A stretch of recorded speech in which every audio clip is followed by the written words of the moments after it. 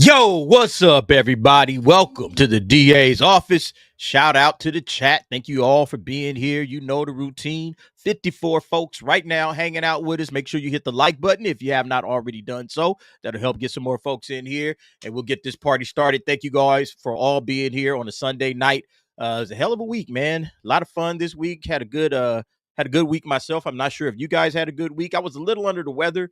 And I've been fighting it off all week long. I've been fighting off like a cold, and I think I finally beat it without it really like taking me down. You know how it is. Sometimes you've been fighting a cold and it really hasn't overtaken you, but you feel that shit coming. That's basically how I've been feeling all week. But I fought it off. I've been drinking a lot of liquids and electrolytes and all of that stuff. And I think I staved it off for now. We'll see what happens. But yeah, thank you guys. I appreciate it. We are going to get to the show. Let me see. I see a lot of people in the chat right now, and let me go ahead and say what's up to the folks that are here. And make yourselves known. All right, if you want to shout out, make sure you drop some news in the chat. Say what's up. Say hi to everybody, and that way I'll spot you. Shout out to Abe in the chat, chilling with us. What's up, Abe? We also got Alpha Proto is in the house. Angel Gonzalez, the casual reviewer, is here. Bootzilla is in the house along with Dalton Fury, my man. Dad of a cool kid just joined up. What's up, Dad? We got DK Bones in the house. Donna Hergenrether is here as well. Donna, how you doing? Thanks for hanging out with us.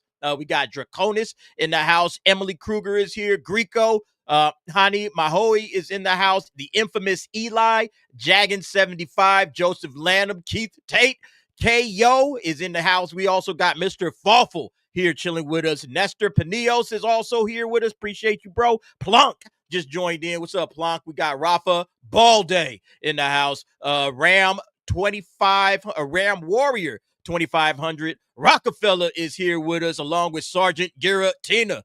All right, we got all our mods. I think every mod is here. Wait, no.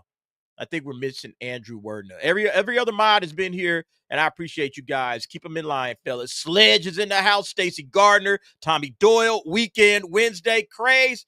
I appreciate you guys all being here. Did I miss anybody? Let's see. Dragon Master Zero just joined up. What's up, Dragon Master? Alicia Price is also here. Appreciate you guys being here. Edwin, I see you just joined us. Greco as well. Everybody, look, we've got a lot to talk about, man. This is a packed show. All right. If you guys didn't see, I got a lot of topics to get through. So we are going to get through them. But first, of course, we got to bring out our guests, bring them out. Setting up shop, Uncle T. What you doing, T? What's going on? Oh, man, I'm just cooking up a little something, man. You know what I mean? I got Saturday here. Saturday's here helping me cook. You know what I mean? The surprise return. Okay. You know? All right. What's up, y'all? Hey, what's good, bro? Thank you for being here, man. She's cooking. What you say? You what? She cooking. She's cooking. You ain't cooking. You just standing there with a chef hat on. Just the guy on. I'm the guy at the. Hey, I'm at the pit. Woo! That looked fire, bro. Man, I'm gonna have to swing by. She did all this stuff. I'm gonna have to swing by. All this stuff. Yeah. All right, thanks. Hey, let's bring them out. Also, Cyfax is in the house. Cyfax, what's good, bro? What's going on, guys? What's going on, fellas? How's the weekend going? It's looking good over there at Uncle T's, man. That barbecue looks fucking got it going, on point. Man. We got surf and turf going on. Surf and turf. Yeah, man, and the barbie. That's what's up. That's what's up. Wait, so what you got on there, man? What do you got on the barbecue? What's up? Let's see. Okay, so can you get in here? We got crab legs, we got shrimp. We got shrimp and lobster tails in here too. We just doing it up. Just do it Uncle T style. And then she's in here. She done prepped everything. She doing her What's thing. up, Saturday? They said, what's up, Saturday? Hi, y'all. She said, hi, y'all. Hi. She said, hi, So y'all. what's Saturday cooking? Wait, what's Saturday doing? What does she got going? She about to make the bacon bits, man. She about to make the bacon. I don't buy jar bacon, but that's insane. That's insane. You have to make your own. And tell them about no A1. She said no A1. No A1. No. The steak is not well done. Yeah, I'm not an A1 person myself. If you need A1 for your steak, you blew it. If you need A1 for your steak, you blew it. Okay. All right. That's just what's up. All right, bring it on the stage, Rockefeller. What's good? Just waking up, man. What's going on, everybody? It is good. It's all good, brother. Thank you for being here. Everybody. Shout out to the real bacon, too, not the bacon bits. Right. Oh, yeah. No bacon bits. No, not at all. Hey, thank you, everybody, for being here. T's got it going on. He's got the grill going. And looks like we got our drinks. Everybody's ready, set, go. All right, we already shouted out the chat. Let's go ahead. Let's start off the show, man. Oh, wait, before we do, we got a couple of folks that want to give some love. We got Dragon Master Zero dropping 10 gifted memberships. Shout out to the Dragon Master, always coming through as usual. Everybody, if you got a gifted membership from Dragon Master, you wrong if you don't say thank you. All right, you wrong if you don't say thank you. And just because he's a member of the community, he's doing it big. Hey, give him some love. We got a Dragon Master emoji down there for all the members. Everybody that's a member, they can utilize that Dragon Master Zero emoji and they can give him some love. So make sure you do that. Dragon Master, as always, sir, I appreciate your love and your support. Thank you very much for that. We also got coming through a member chat. Tommy Doyle, member for 2 months. Hey, Derek, I had a tough couple of weeks. I ended up losing my job at the theater over being open about my movies and pop culture opinions on Twitter. Damn, bro. I'm sorry to hear that shit, man. Sorry about that, Tommy Doyle, man. It ain't that's some bullshit. Man. That sucks. If you have an opinion on movies and pop culture, you should be cool to share that with wherever you at, because it's just movies and pop culture. I was literally just saying that. That should be the place you should be able to talk about movies at the theater. At the theater of all places, right? I was just talking about this on one of my videos. It's like, look, I have my opinions. You got your opinions. I don't take these opinions like to death, where I would be like, oh, man, I can't work with this person because he thinks differently than I do about Marvel or DC or whatever. Like, that's bullshit. That's sad, man. I'm sorry to hear that, man. Hopefully you could get another better job. All right. Because if you work at a place like that, man, good riddance, man. Good. I'm glad you're gone. For that kind of employer, that's bullshit, man. Sorry to hear that, man. But look, thank you very much for chilling with us tonight. Hopefully things get back on the right track for yourself. I'm rooting for you, bro. Thank you very much, Tommy. We also got Craze, a member for 3 months. Sorry, I haven't been in the lives, been busy. Hey, man, you got to do what you got to do, Craze. It's all good, brother. Hey, whenever you can make it, we appreciate you. Thank you for being here tonight. All right. Glad to see you tonight. So thanks. Appreciate that. And then last one, we got Weekend Wednesday for 89 Danish krona. Rachel Zegler hit with a $5 million fine. What? For product sabotage and running her mouth on the set of Evita? Are you serious? Did that really happen? Yes, they saw your show and put her in her contract. Someone should do the same to Pedro for his antics. Wait a minute. So Rachel Zegler got fined? Well, she got paid $6 to $7 million for Snow White, so she got paid $5 million. This will even out to her regular schedule. There's no way she got $67 million.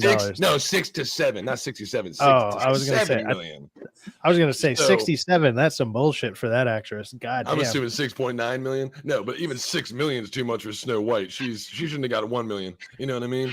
So she loses 5. I'm fine with that. 2 million is still too much for what she did. Okay, wait a minute. I see something here. Hold up. Yeah, I haven't heard this. Can you confirm this story? Because that'd be one hell of a topic. This would be big news if this isn't like Twitter nonsense. This should be big news. Yeah, this would be humongous.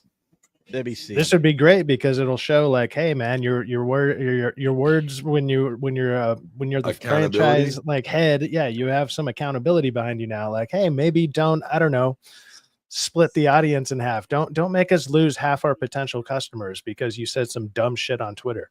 Can you try not doing that? Right. Start writing that into all these people's contracts, and then maybe we stop hearing all this stupid shit. Like, I'm kind of going through it now. It looks like it's something called Celebrity Radar. I'm looking at a YouTube video, but I'm not finding any articles. I'm looking for articles and I'm not finding any. Nothing recent. So If that's true, it'll come to light. It'll come to light. We'll wait and see. But yeah, that would be massive. Those floodgates will open for sure in the That'll next be couple massive days. if she got hit with some sort of a fine for Evita. We'll keep our eye on that. Thank you, Wednesday, for the information. We'll keep our eye on that. If that's true, bro, that's huge. That is absolutely massive. All right, thank you very much for the super chat. Also, Bootzilla drops another 5 gifted memberships. Bootzilla, you are a madman today. Thank you, bro. That's 15. All right, that's a total of $75. That is not cheap at all. So I salute you, bro. Thanks once again to Bootzilla. Thank you to I'm sorry, Bootzilla. That first one was Dragon Master. This one's Bootzilla. My bad. So Bootzilla, thank you for the 5. Thank you, Dragon Master, for 10. All right, and then thank you to everybody else that's been dropping super chats. You guys are awesome. One last one, Corbin Dallas, one of my favorite Bruce Willis characters. Hail to the panel member for 3 months. Thank you very much, Corbin Dallas. You guys are awesome, man. All right, getting the show kicked off the right way. I appreciate that. Let's give some love to the super chatters and to the new members. You guys are awesome. You guys are the best. Here you go.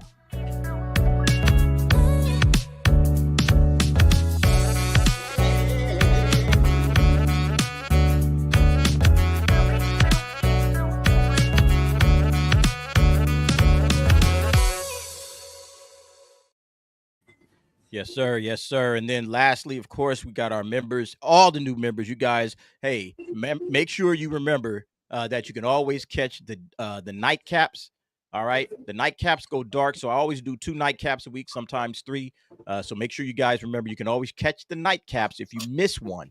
All right. You can always see it. Any of the old nightcaps. Go and check them out. We always get a little bit more loose and have a little bit more fun during the nightcap. So go check those out. Those are member only after the nightcap is done. I appreciate all the new members. You guys are awesome. Here you go.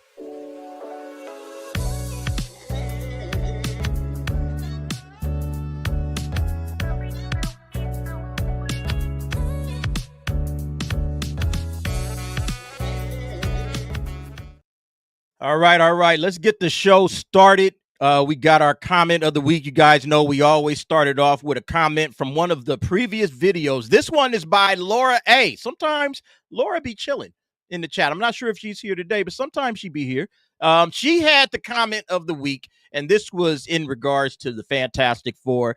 With Pedro Pascal as Reed Richards, the Human Torch being a sensitive male, a female Silver Surfer with bad CGI, and Sue Storm being the girl boss of this movie, the odds of this movie not doing well is on the cards. We all just have to wait and see.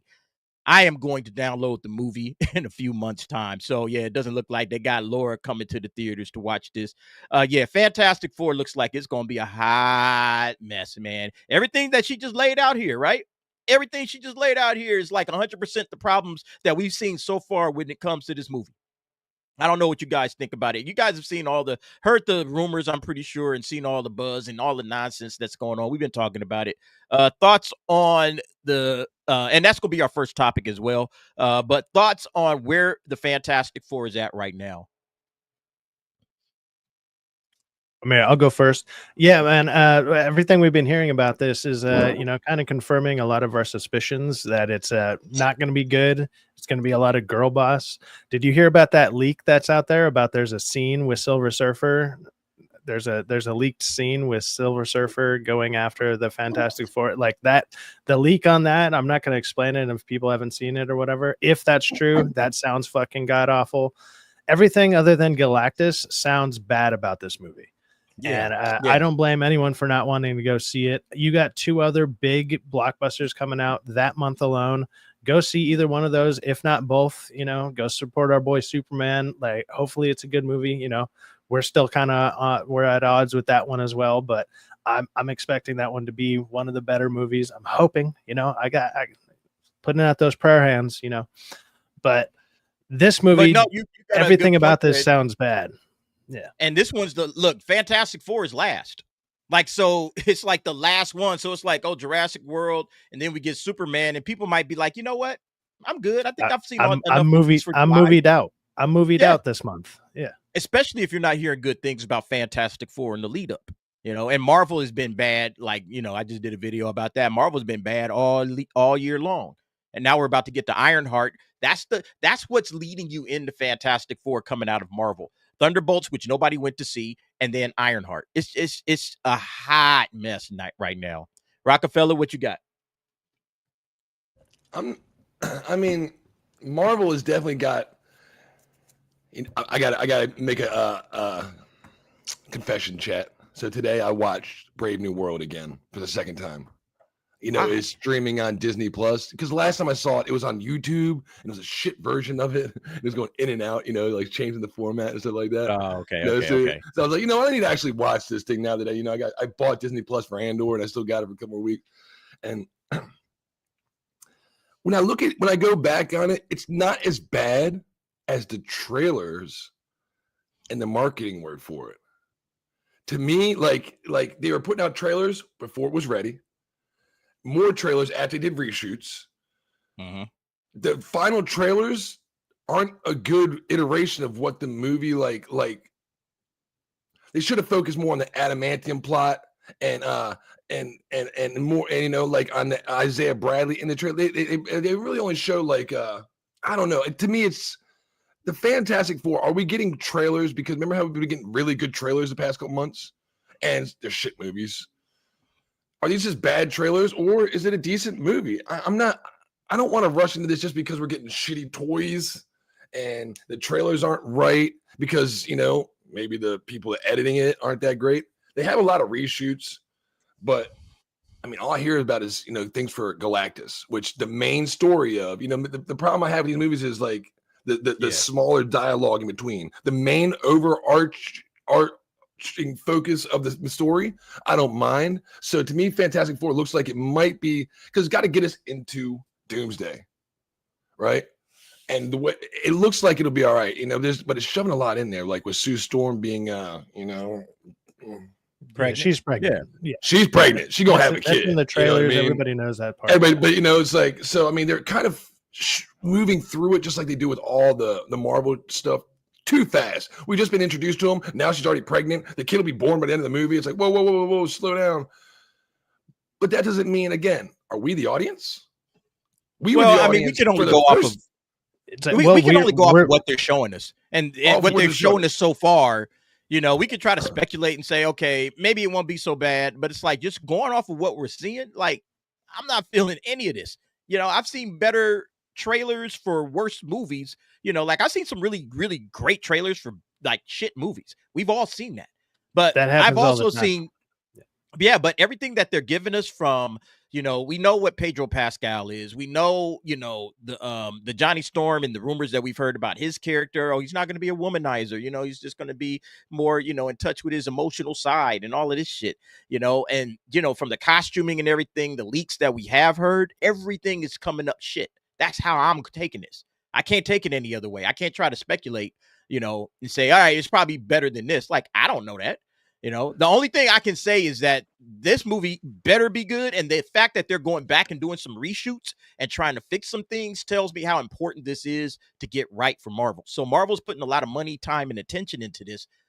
Will that work? And I guess that's the next question that I got. Go ahead. Well, I want the reshoots. The reshoots are a good thing. People thinking it's a bad thing, just like Superman. We're gonna go over that in a little bit. It's not a bad thing. It's not a good thing, maybe because they didn't have their vision fully fleshed out 100%. But neither did Endgame. I always go back to Endgame when Tony says, "I am Iron Man." That was not in the script, so it wasn't 100% fleshed out either. You know what I mean? Reshoots are a part of the process because just like a Superman film, they put it out there, they let us watch it, test screens, and somebody said, I don't really like this part. Let's fix it. The thing that I would go against with that is like the biggest thing that we have to look at is pattern recognition. For the last 5 to 6 years, you've been seeing this same fucking pattern happening at Marvel since Endgame. Basically, like Endgame kind of started with shit like that, but you've seen it over the last about 6 years to where when you start hearing these things, you just know it's bad. Like you didn't hear a bunch of that stuff with like two big hits in the last since Endgame was fucking Deadpool and Wolverine, which was like more of a Fox holdover, and then Spider-Man. right? But I mean, those were kind of cameo movies. Those were like almost kind of gimmick movies. But at the same time, you didn't hear a lot of behind the scenes craziness going on between the lead up of those, and those did really well. Every other movie, you've heard nothing but bad things leading up to it. You've seen the trailers. And if you just go off pattern recognition alone, you're like, this doesn't look good. It doesn't sound good. I mean, I'm not an idiot, so I'm not expecting a lot out of it. Don't get me wrong. For me, like I said, I always say it, I got that freaking movie pass. I know DA does. It's not a big deal for me. I'm going to see it regardless. But for anybody that's not in that A-list thing or whatever, it's like, is it worth the money? Are you going to go see this? If you've been following along with all this stuff, you're not going to go out of your way to even give it a chance, or you're just going to wait till it drops on streaming, which is, I feel, becoming more and more prevalent over time.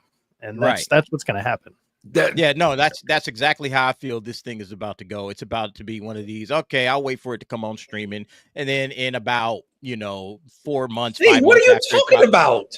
What are you talking about? This movie is going to be great, man. We got to stop being so pessimistic about these things. Gee, what have You're you the seen most in this pessimistic person on this channel? What have you been happy? Yeah, right. Exactly. T, tell me one thing that you've seen out of all of the lead up, the marketing, the toys, I like everything, that. every interview, every article. Give me. Wait. Let me get out the question, and then you can answer it.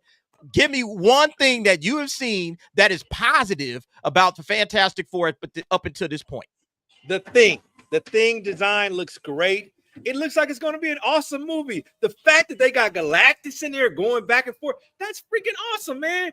Look, we got there's reports he has not that much screen time. That's one of the reports out there. The Thing doesn't even have all that much screen time. So the thing that you like, Pedro, me and T like though. We do like what the little we see from Pedro, but I don't know. He's a decent actor, and he conveys that. Now we know what's his name is he Reed Richards? Is that Reed Richards? The smartest man in the universe? No. Y'all gotta stop. Man, Pedro is he's a very effeminate looking Reed Richards. Let me just put it that way. So I don't buy him as Reed Richards. I just don't. I'm sorry. I just don't. But look, apparently at the test screening, I never believed this nobody's gonna boo. Nobody's going to boo at a test screening. That's stupid. All right. Now, the article does say the guy that had, reported that, somebody had said this was mid, it was mid, but he says, well, he didn't scream mid. All right. He said, that's just fake. He said somebody calmly leaned over and whispered it was mid. All right. Or just kind of said it was mid. That was it. But he wasn't a screaming, it's mid. This is mid. Nobody screamed that. Dude just kind of leaned in, said it was mid, and that's it. But the fact is, the guy still said it was mid. It's like I didn't change, what he felt about the movie, whether he screamed it or whether he told somebody personally. And that's the question. Is this movie going to get fixed? Do they have enough time to fix whatever it is that's wrong with this movie in the next month and a half? I mean, this thing comes out at the end of July. This is June 1st. Like, you can't just rush job this shit. You can't rush job a Fantastic Four movie and think that it's going to be all right. EA with the power of Pride Month will compel them into doing something awesome and great, dude. It's just gonna, they're just gonna Pride Festival their way right into a good movie. That's what's gonna happen for a whole month. It's just gonna be, they're gonna be focused on nothing but this movie. Yeah, that shit's not happening. But no, you got a point there. It's like, the power of by the power of pride. The power of pride compels you. Rainbows empower me to write. I'm gonna be a great writer right now. I'm feeling the mood. Yeah, it's not gonna work. At the end of the day, I think you don't have enough time to fix it. You got to fix, CGI. They've already said the CGI is shit. All right. They said the Thing and Mr. Fantastic's, their powers aren't really looking good on screen. Now, again, this is all early stuff when it comes to, CGI at a test screening. I've been to test screenings and sometimes the finished effects are terrible. All right. Absolutely shit. So fine. But when you're hearing stuff like no character development, that's a major problem, man, because it's the characters that we, the audience, relate to. And if you aren't developing these characters, now I'm just watching mindless action. Trust me, that's not going to go over well with the fans either. And so you're going to have a lot of people sitting there just watching mindless action. Yeah, Galactus might look cool and everything, but if that's all they got, I don't think this is going to kick with a lot of people, man. That's just my opinion. Okay. First off, don't ever go into something that was based on somebody else's review. This isn't a review. I was sitting next to somebody. He said it was mid, whatever. I went on Discord. Somebody's like, "Oh, he shot it mid." This has been blown out of proportion. Because right now, if you look at look to the gamers, and Elden Ring Night Rain just dropped. IGN said it's a 7. I put it on my channel. It's like a little post. IGN said it's a 7. You won't like this game. Every streamer on YouTube playing it. I said you're not gonna like this game. Every streamer's been playing it for 4 days straight. Quit liking this game. You know what I mean? It's like, so just because somebody said it's a 7.0, they don't know what I like. I don't even know what the hell I like. I'm not saying go out there and experiment in Pride Month. I'm just saying don't listen to somebody else's opinion. And, this could be a decent. You can listen movie. to opinions of people. You can listen to their. I feel like you trust. If you got a friend or you follow certain YouTubers, certain film critics, and it's like, all right, I think this guy kind of rocks with my sensibilities, and me and him usually in alignment, or me and her are usually in alignment. Okay, what do they think about the movie before I go and drop some hard-earned bread on some trash? I'm not into the dropping 20, 30, 40 bucks when I go out to a movie and I'm about to sit up here and watch trash. Like, shit, I could have stayed at home. I could have stayed at home and watched Disney or watched Netflix or watched something else. Buying this let a headline where somebody says so-and-so shouted mid at the end of it, be like, oh, I'm not going to go see this movie now. This is the difference, though. This is the difference, though, Rockefeller. This is the difference. Is like we're only going off the information that we're given, like that. So we're just responding to the information that we're given. The information that so far that we've been given does not sound good. It doesn't sound good to like 90% of people out there. That's what, like, we're responding to what we know. That's it. Like we get trailers, we get either early reviews, we get people who were in test screenings, and you get little snippets here and there. You piece it all together, and it's like, man, like I said, pattern recognition earlier, this doesn't sound good. And it's there's a possibility of it being okay. Right. Yeah. Rockefeller's he's the biggest shill right here. If you like Captain America 4, or if you like something about that, that's the new direction of Marvel, which means you'd probably like this next Fantastic Four movie too. So again, all I'm saying is, if you've been on the fence about it, but you like the old Captain Marvel, don't let me or anybody in this panel just be like, oh, well, the guy said it's probably up your alley. It might not be up my alley, might be up the guy's alley, but me and T see something about it. If you see something, catch it. Hey, I'm all in. If you guys go and watch it, hey, I'm not trying to tell anybody not to go watch it. I'm looking at, okay, how does this thing look right now? And everything we're hearing so far is not good. And so when you start thinking about where Marvel has been over the last two phases 4 and 5, you start looking at what they've done just this year alone. 2 back-to-back box office flops, Daredevil Born Again, which was a huge disappointment. All right. And now we're coming into Ironheart. Nobody's expecting big things out of Ironheart. Sure. Will we walk in with an open mind? Absolutely. We're going to walk in with an open mind. But the purposes of the conversation that we're having right now is not so much to tell people to see it or not to see it. It's just to kind of gauge where things are when it comes to this particular film. And, can Marvel course correct in time? Do they have enough time to fix what it is that they need to fix? Everything that we're hearing is negative. All right. Everything we're hearing so far, even again, down to the toys. The toys look like trash. It's like, is there any hope? Or do they just say, you know what, after this, man, let's just reboot. Let's just get Doomsday out the way, reboot, and we're done. And I feel like that's kind of where they need to start leaning.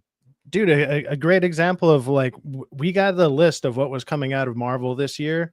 And what was the biggest hype that anyone like maybe had like a monochrome of hope for was fucking Daredevil. People were like, dude, Daredevil might be the thing that is like brings it back on track. And then we get Daredevil and we're like, holy shit, they messed up that. They messed up the layup. They missed the layup. Yeah. They messed up a layup with a trampoline in front of it. Like, how are you missing this? They like Angel Reese. I've been saying Marvel is Angel Reese right now, just bricking layup after bricking layup. They're grabbing their own rebound and they try to lay it and they can't do that. You seen the videos of those guys who bet on Angel Reese missing her first shot? They're 6-0 They're right a now. lot of money. 6 games in a row. She's missed her first shot, and they just go wild because they're winning so much money off of the Everybody's bet. like, look at how big her rear is. She got a nice rear. I'm like, I would too if I just threw up fucking layups, missed it, went for the rebound, threw up a shot, missed And it. she's getting in her squat count every day on that court, man. Yeah, it's tough. All right, look, real quick. We're As gonna move on somebody to who's the seen next her in one. real life, as somebody who's seen her in real life, she's a good looking chick. She's very good looking. Like, I don't think she's an ugly woman. I don't think she's ugly. Man, she's pretty. She's very pretty. And she's young. Sledge says this. Not a lot of people even know who Galactus is. Stop it.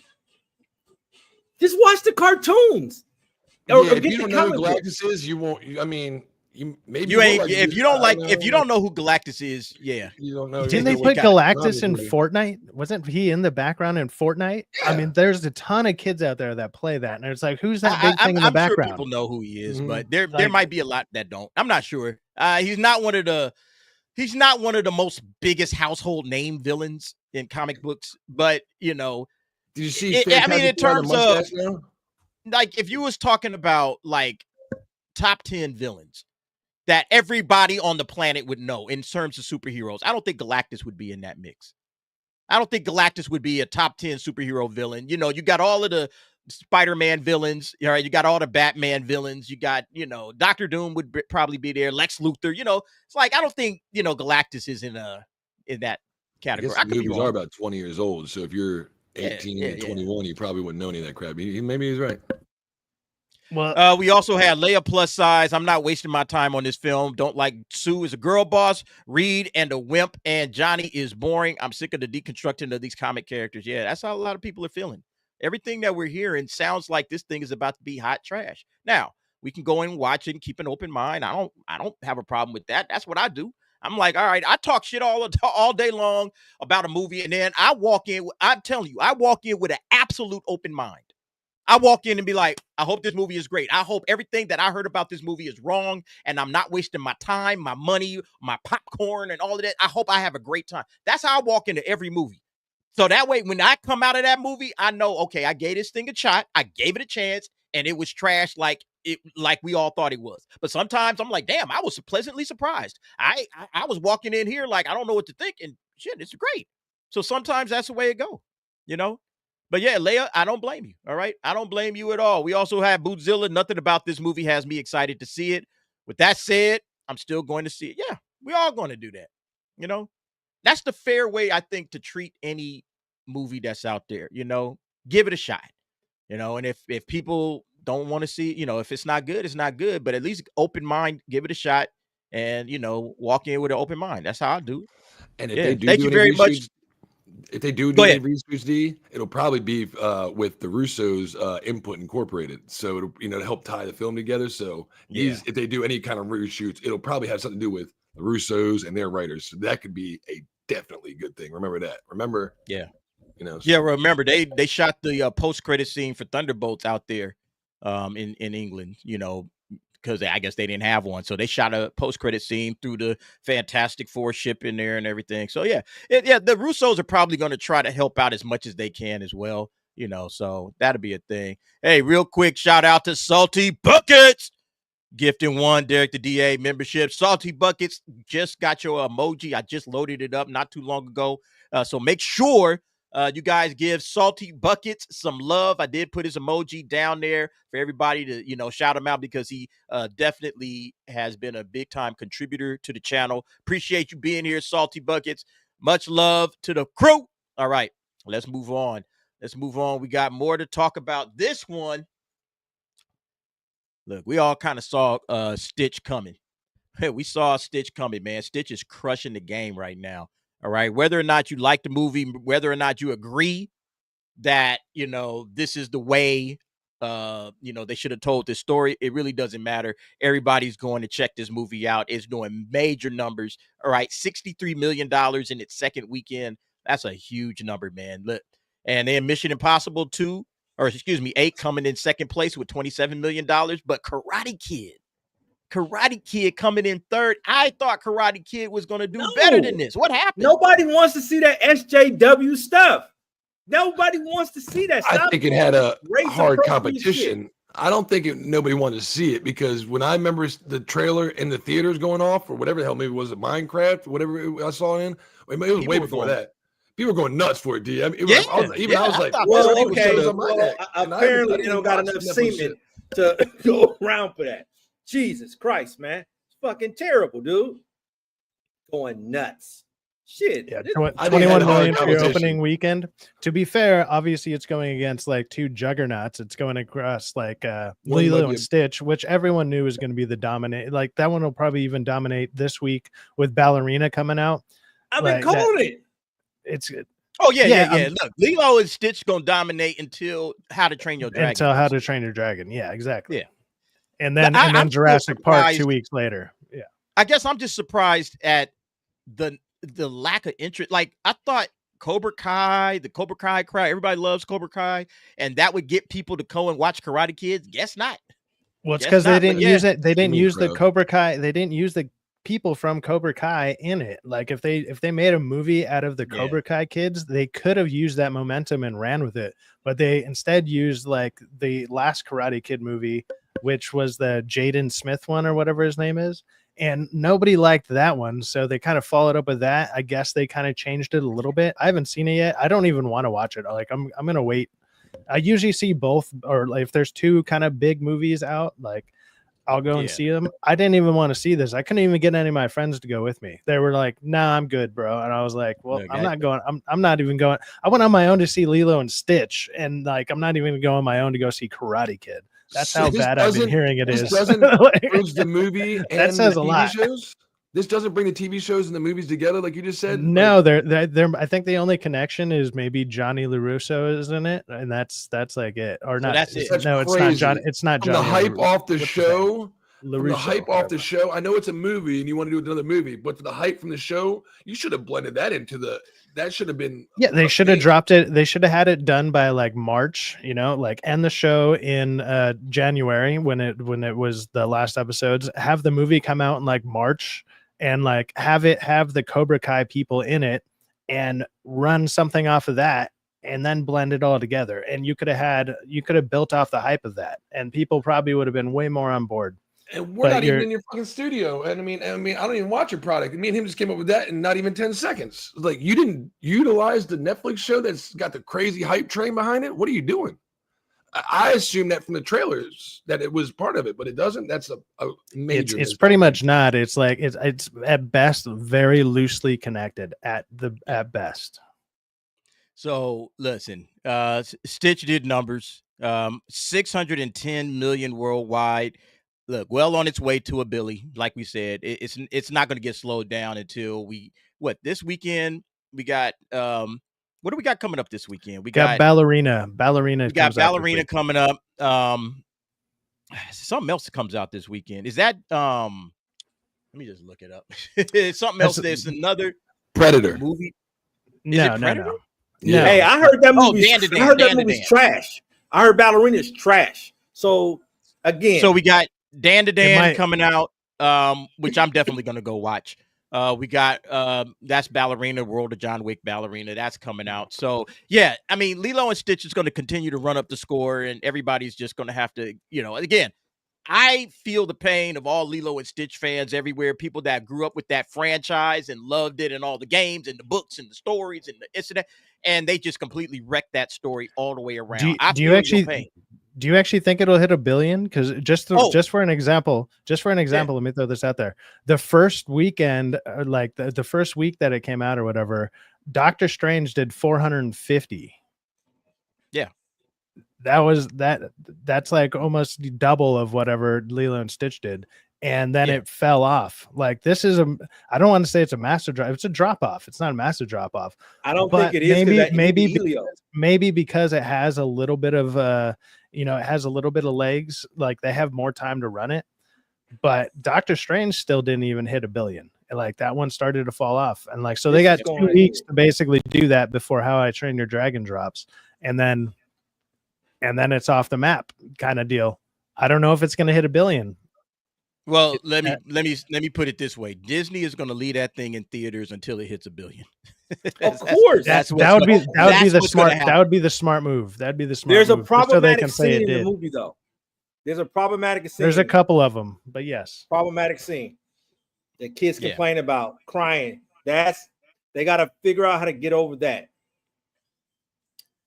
When Stitch dies or whatever, that's supposed to be the kids are going crazy with it. What are you talking about? Stitch dies. Stitch doesn't somehow die. Stitch died, or he almost dies or something. The kids are crying. Did you watch the movie? No, I'm not gonna watch it. I'm a grown man. What are you talking about? I was about to say, I don't know if that happens. That ain't If even it in the does, movie. get over it, kids, because you know what? We had to deal with fucking Simba. You know, when we were younger. If they did that, Wow. You went Simba, that would the be Lion King, traumatic. we had to deal with that. I didn't say it was a Kids bad get over movie. it. That'd be Oh, traumatic. okay, you're if he talking about actually when? died. Okay, yeah, when he drowns. Yeah, he kind of. Yeah, Right, he and they go- drowned. Yeah, okay. Yeah, Had to deal yeah, with he didn't die, E.T. though. Remember E.T.? He was all pale white on the side. Yeah, and just drowned in E.T. the water. died. Never have Yeah, seen yeah, E.T., that's a man. different. I'm sorry, We- spoilers. look, we had to deal Never with. seen E.T. You know I what I would mean? never watch E.T. These E.T. kids can deal with it. Never. Oh well. Oh, Shit, was Bambi's scared of mom, E.T. man. Lilo Remember was Bambi's Switch mom? with her. Oh my god, we had to E.T. deal with stuff. Bambi's Why do mom. y'all like E.T.? E.T. Boom. is shit with a glowing fucking finger. It looks like fucking a turd.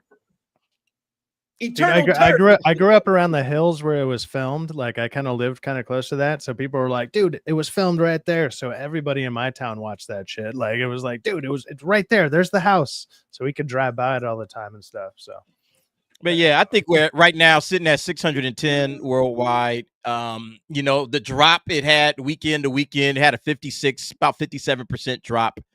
That's good. That's a solid hold. And it's going to continue to get good holds. I think it's going to be just fine. I think it hits 1 billion probably by the week that How to Train Your Dragon comes out. But if not, trust and believe Disney is going to leave it right where it's at. It's not going to streaming and until this thing hits 1 billion. All right, they are going to get if $1 it billion. does, it'll be like the slowest billion we've seen. That'll be the counter headline. It'll be like it finally hit 1 billion. It'll be like a month and a half later or some shit. Yeah, because like Moana, remember Moana was they left Moana in theaters for a long time until it finally hit 1 billion, and then they pulled it out. So that's what Disney's going to do with Lilo and Stitch, in my opinion. I think that's exactly where this situation is going. Okay, let's move on. I want to talk about this one right here. I don't know if you guys saw this news. And it's not a surprise. It's not a surprise at all, but it says here Disney Plus is calling quits with its first ever Star Wars show. All right. And we know what that show is.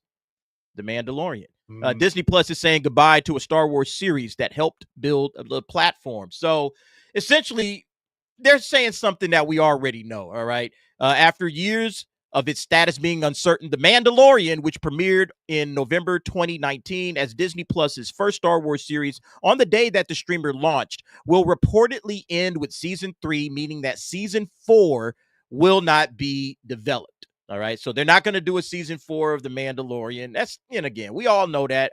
The reasoning that they give for that, which is, in my opinion, kind of interesting. This is according to Daniel Rickman, Daniel RPK, shared via his Patreon. The Mandalorian season 4 was shelved because Disney viewed it as a theatrical franchise rather than a TV series. So instead of putting it on Disney Plus, they're doing this same thing. They're doing this thing where they're saying, well, it's doing well on Disney Plus, or we think this is bigger than Disney Plus. Let's throw it into theaters. So that's what they did with the Mando and Grogu. That's what they just did with Lilo and Stitch. That's what they did with Moana 2. These were all things that were being developed, right, for television, and then they move them to the theaters, and they say, all right, and no, this is just theaters only. We're not going to do anything with this on Disney Plus any longer, you know? And so that's basically where Disney is at, or, you know, Star Wars, Lucasfilm, or whatever is at when it comes to this series. I think Star Wars has been a giant failure when it comes to television. All right. A gigantic failure outside of Andor. Obviously Andor is quality. And then outside of the first 2 seasons of Mando, what else has worked on television? All right. And now and even season 3 of Mando, they already said, you know what, this ain't working. Let's just go ahead and do it as a movie and then move on. I think this is, you know, kind of admitting failure in my opinion, but I don't know what you guys think. I mean, the smartest thing for them to do would be to shut down Disney Plus entirely. Like, yeah, they would actually start. They would stop losing money every quarter and whatever, just because it costs so much to keep that stuff up there. And if anything, like subcontract, like I know they kind of own Hulu now, like maybe put some other stuff onto Hulu, get rid of Disney Plus or whatever. That'd be one of their smarter moves they could do. But Disney Plus has nothing worth of, it's not worth the value. Like you don't get enough out of it. They don't produce enough content, none of the content people like, and it just it's ridiculous, and it's a losing game in the long run. And all it is, it's a money sink in the back of your company. And I mean, they have to know that. There has to be somebody in there. I'm sure they know it by now. Their accounting department being like, guys, do you see that? Like, that's the money pit. It's called Disney Plus. So stop it. Like, because these things need to go. No, I agree. Shout out to Thomas Nazareta. I agree. Star Wars should be a film franchise anyway. You know, just pull the plug on the TV series because none of them have worked. It's all been bad. You know, the only thing that worked with any quality is Andor. And like I said, Mando seasons 1 and 2, okay. But everything else that they've done on television is just shit. You know, if this movie is John Favreau and Tony Gilroy and no Kathleen Kennedy influence, and they try to make this back to a cinematic experience and tie all the streaming stuff that we've had and into, you know, the Ray stuff, and if somebody actually, which is a hard task, but they try to incorporate it all together and get some continuity like the Marvel universe did, and bring it all back together. Right. Tony Gilroy helps, you know, shove Kathleen Kennedy out of the way and bring Tony in, and it might work. That's a hard task for somebody talented. Now look at what Disney has. That's an impossible task. That's what you're dealing with there. Like it's just not going to happen. We need Trump. I have zero. I have less than zero. If I could bet against it in a pool somewhere, I definitely would. Like it'd be look easy at the money. status of all of these shows. Okay, so the Book of Boba Fett, they're not doing anything more. It's not in any development status. All right, so that was the Book of Boba Fett. Obi-Wan Kenobi, not in any development capacity. All right, no season 2, even though Ewan McGregor is begging for one. Andor's not in development because it's completed. All right, Andor's done, so that's that. Then you move on to Ahsoka. Now it is in development. Apparently, we're going to get a season 2 of Ahsoka. So they're actually working on that one right now. And then, of course, The Acolyte is not in development because it was canceled. All right. So then there's that. And then finally, we get to the Skeleton Crew, and they haven't said anything about whether there will be a season 2 or not of this show. But yeah, I mean, it's just all bad. Every single solitary thing in there, with the exception of Andor, has just been shit. And now we got the Mandalorian. Essentially, it's done. It's going to, I guess, move to movies if they continue it at all, you know. So that's wild to me, man. Like they started with the Mandalorian, and I felt like, okay, a couple of Star Wars TV series won't be a bad thing. And I thought the first season of Mandalorian was solid. I thought the second season was very iffy until the end. The end got a lot better. But then that third season, bruh, that shit was hard to get through, man. That was a rough season, man. And then Book of Boba Fett, the exact same thing. Terrible. You know, Obi-Wan just unnecessary and bad. Wasn't only unnecessary. It's crazy. It stole the Jedi, the Star Wars game that had fucking Cam Monahan in it. Whatever is that, which was Cameron even better. Monaghan. The Reva Ninth Sister thing. Stripped straight from that, and it ties into also Andor because it has Mon Mothra. Yeah, all them. It has all them fucking people in it, and you know, I forget his name. The one guy. Oh, the Revolution. Oh, you know, you're crazy guy. Saw Gerrera. There you go. Yeah. And it's like, but instead of like, how about we take out Cameron Monaghan and we'll put Obi-Wan in instead of having the Ninth Sister, we can put a black girl in there. We'll make her Reva's thing. You know what I mean? It's like, why didn't they just keep that was a great, if anybody's played the game, knows, and it ties in from when the fall of the Jedi and all, it was terrific. But they took all these elements of it, even the Darth Vader one at the end where he goes and crushes it coming after her, and like even the end scene is different when you're running away from him. But they changed all the characters and like some things. I'm like, why would you do that? And now it doesn't make any sense. I don't know. T, you're muted, Bubba. I got background music going, man, right now. I'm waiting on my broccoli to finish, man. That's it. Do you have anything to add to the conversation? No, I mean, they're gonna do what they're gonna do, D. I mean, it had to end, dude. You know, I mentioned this the other night. You know, when Fox started, you remember when Fox started? Rockefeller remembers this. Remember when Fox started? Fox had a lot of great shows. Werewolf, 21 Jump Street, Encyclopedia Brown, like the Tracy Ullman Show. The Tracy Ullman Show is what birthed the Simpsons. Like nobody, they had duets. They had a bunch of shows because they were a beginning fledgling network that built up when the time space of 2 years had a lot of failures, but a lot of hits. They had what? Married with Children. That ran forever. It's just like the CW did. They started off with a bunch of banger shows and then they went away. I think Disney can't do that because Disney doesn't know what lane it wants to be in. It's used to a kiddie model. Oh, we're just doing Disney. And they think the audience is going to grow up with them, but the audience is not growing up with them like that. Yeah, a lot of people know Phineas and Ferb, you know, but they know more Nickelodeon than they do Disney. You're not going to get away with a High School Musical 3 anymore. So I could see them saying, hey, we're just going to part ways with stuff that's just empty. We're giving away product for free when we put it on Disney. We can just put it in the movie theater. At least it'll make us back some money. That's smart. If they want TV shows, they bought Simpsons, like you just said. They own Simpsons, and they've watered that product down and not even done anything with it. It's like, but what I'm saying is they're not a launch-based, like, okay, you had the Mandalorian, then what? They didn't come with any heat rocks after that. You came on fire. They came with shit after that, yeah, because they don't know what they're doing with the franchise. They don't know how to sell the franchise. Dump money onto the streaming service, like Sci-Fi said. Get rid of the streaming service because now you're just trying to make product for it, more product and more product, and just consume product. Slow down. It's confusing. Not everybody's watching this shit every day, and it's like, whoa, where did this come from? Who's this fucking guy? You don't remember him from these? No, I didn't watch that shit. You know, it's like, give me one movie a year to invest my time in. You know, and it's more product, you know, you get more money out of those. Maybe two. And you're not doing it the way you're presenting it on your streaming network. You're not doing it like Netflix. Netflix does it where, okay, even Amazon had to say, hey, we need to get a model that features a preview of what we're trying to do. Disney doesn't do that. It's just, oh, okay. It's lazy. They've got a lazy product and they want us to invest full time in it. I'm not going to give you 100% if you want to give me 10%. And we're not even getting that. We're getting lazy writing. We're getting SJW writing when I thought SJW was solved. Like, we're getting crazy Doctor Who. Oh, no. We're getting crazy stuff. Huh? Yeah, no, they haven't solved that at all. They haven't solved the FJW problem. No, dude.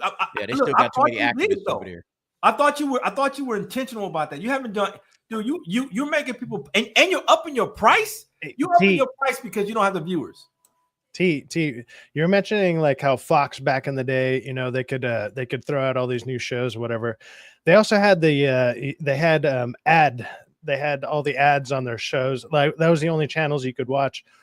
I have a feeling that they're actually kind of regressing back to that kind of state of mind where they might start doing random pilots on their stuff, because that's why all these things are going to ad services. Like, they have so many ads and stuff that they're selling you on, because that at least can feel them. So then they can start testing the waters a little bit. That's why we're getting like one season of something and all that stuff. They're kind of regressing back to that kind of state of mind but they'll eventually probably get back to the point where they're doing a pilot, maybe 2 episodes, see how people feel about it. And it's like, go ahead and green light it. Let's go. Yeah.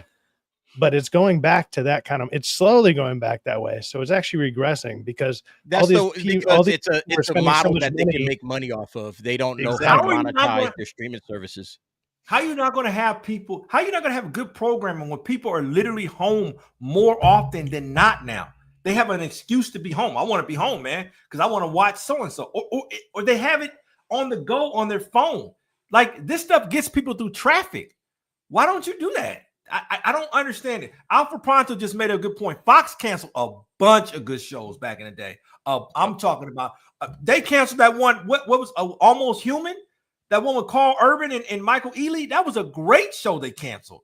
Like, you know, one of the biggest things out there right now is something that we're on right now, YouTube. For like 15, maybe $20 a month, you can get, you know, your YouTube Plus subscription. There's no ads. You get no ads. And so you can just watch something, no ads, for $20. And you can watch the stuff that you actually want to hear about. So people are switching to YouTube for all their entertainment.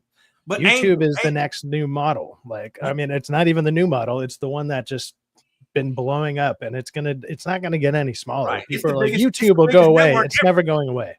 I might get it. get more I restrictive, but it's agree. never going away. I got YouTube Premium, man. It's awesome, dude. Chris brings up, Angel brings up a good point. Angel says, hey, man, look, like there's too many options. Yeah, there's too many options. But you know what? YouTube can reel it all in, because if you watch those shorts of shows that you thought I'd never check out, man, those shorts make you say, hey, let me check out that show. Let me do this. I don't think Disney doesn't have that. Disney just doesn't have, they think that they raised us on Happy Meals, and they didn't. McDonald's is the only company that I know of that can get away with that. They can get away with the Happy Meal. You say, I'm gonna just go to McDonald's. They act like they're the only choice. When you go get food from a drive-thru, you say, hey, let me have burger, fries, and a Coke. You don't say Pepsi, you say Coke. Even if they're serving Pepsi, you say, hey, give me burger, fries, and a Coke. Disney is not Coke. Pause. It's not. Sorry, the streaming network is not like that. It doesn't have the lore it did about the Disney parks. Nobody's checking that. They feel like they're soulless cash grabs. I'm not. And that's because that's what Disney is making. Disney has lost its creativity. They don't create. All right. All they do is just take over franchises and try to, spin content out of franchises that they didn't have anything to do with creating. That's the problem with Disney. And they don't tap in. I was talking about this with George, the Giant Slayer, earlier. They don't tap into what the kids are looking for today. Kids are into things like anime.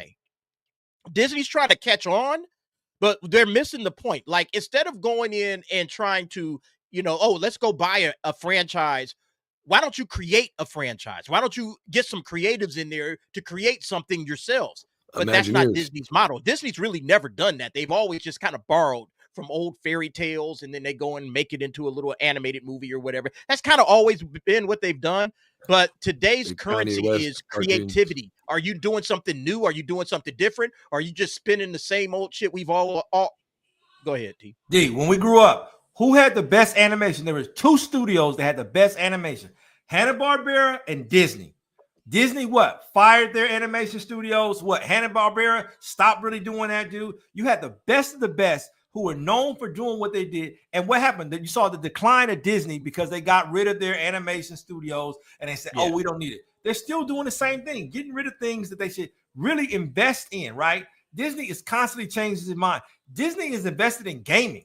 Do you know that? On their Disney, I think it's regular Disney, Kids Disney or whatever, they're heavily invested in gaming. But you don't hear about it because what? They're quiet about it. They invest in Logan Paul. They invest in all these people, dude, because they don't know what is going to turn the corner for the new century, dude.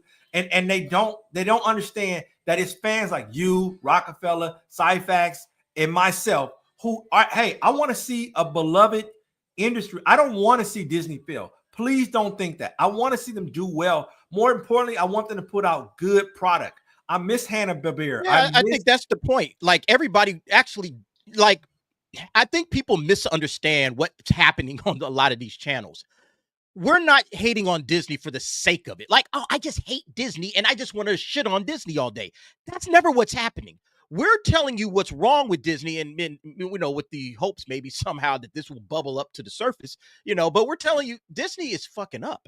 And this is where they're fucking up. And this is why they're fucking up. And the main thing is they've lost connection to their audience, us, the people. All right. They buy franchises like Star Wars and they don't know what the fuck to do with it. Like, what do we do with this franchise? We don't know. Let's just make content and see what happens. And then they end up ruining and running it into the ground. And when people try to say, hey, Disney, you're not doing this right. You might need to change this. You might need to do something there. Oh, you're racist. You're bigots. You're this, you're this. And it's like, no, we're telling you what's wrong. All right. We're telling you, we the audience, are trying to give you customer feedback and tell you what you need to change. So nobody's rooting for Disney's demise, only in the sense that if you're not going to change, then yeah, fail. If you're not going to change, and if you're going to continue to ruin what we love, what we as the fandom has built, then yeah, I hope you die and burn down, and I hope you eventually have to. They're not listening. Well, I mean, I hope that's what happens. But that's not it. Ultimately, if Disney got some smart people over there and they said, "Yo, I don't know what these other idiots was doing, but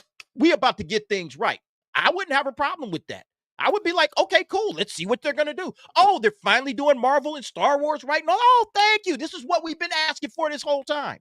All right. So nobody hates Disney just for the sake of hating them. Like, cause I'm not a hater. I want Disney to get better. You made a perfect comment there about customer feedback, right? Customer feedback used to come in the way of letters. You used to be able to send in a letter to these companies and it'd be like, I don't like this show, whatever. And they would get like, they get flooded with all this stuff. YouTube and Twitter and stuff like that. That's the way of customer feedback nowadays.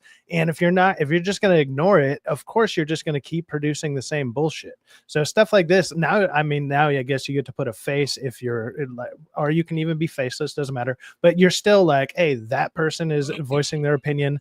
And when there's millions of people against it, but you have 50,000 people that are for it, how are you weighing these odds, against you? Or you're like, let's go with the 50,000 that said I like it. And it's like, we still have some good feedback. That's a losing product. Who the fuck would invest in that? And why are you continuously doing this for the last like 10 damn years or so? That's or more? Problem. It's stupid. It's a dumb business model. And to add to the dumbness of the business model, they're spending $650 million. Okay. On Andor, which again, Andor is quality, but $650 million, that's a lot of bread. That's a lot of bread for 24 episodes of a television series. That y'all got to do better, Disney, because this ain't sustainable at all. You cannot sustain $650 million for 24 episodes of television. Well, I don't know how, I don't even know where do you start to get this money back? How do you even think about getting money back when you're spending this kind of bread? This is insane. They got 2 seasons worth of Disney Plus out of me. So what's that? $20? That's a start. Yeah, and but they have 2 million, 4 million. Like the idea of these shows in theory is to gain more and more subscribers. The biggest subscriber one out there is obviously Netflix. Like everybody and their mother has freaking Netflix, and that's even shared. That's with it split and shared out there. Yeah. And it's like, and are they around 200? Or are they even at 200 million? So it's like you have that much income every month. But when you're producing these shows that cost 200, 300, 400, Andor that costs 600 million, how do you expect to recoup this amount of money when that's just one show? That's just one of your shows. And you need multiples throughout the year to be able to do that. You're spending $2 to let's say $4 billion a year to produce these shows, and your income is only 1.5, maybe 2 billion. 2 billion sounds good. If I was just to tell you, hey man, last year a company made 2 billion. Okay, how much you spend? Well, 6. Well, that's a fucking terrible business model. What are you doing? That's not sustainable. That's what I'm saying. It's not sustainable at all. Hey, real quick, shout out to the chat. All right, we're about to move on. I got another topic I want to discuss. Look, I don't know if you guys saw this, but I was like, oh, this is about to become a shit show if this don't get fixed up real quick. Nintendo Switch 2 pre-orders canceled by several major retailers. And we're talking major, we're talking about the big dogs, okay? We're talking about Walmart. We're talking about Target. They canceled their pre-orders, and fans is not fans. I shouldn't say fans, but gamers are absolutely losing their shit right now because listen, this is a highly anticipated, console. A lot of people are looking at this, and right now they're like, we can't handle it. Whatever reason, and they don't even really say why. All right. They just said that people are starting to report this. Numerous Nintendo fans have reported that their Switch 2 pre-orders have been canceled just days before the console's release. The Switch 2 is Nintendo's first console, launched in over 8 years. While pre-release availability hasn't proven to be as scarce as the PlayStation 5, stock has still been somewhat difficult for consumers to source. Despite putting strict anti-scalping measures in place, a list for the hybrid console still appeared on sites like eBay. Obviously, that's the thing, man. They're going to blow it up with massively inflated price tags.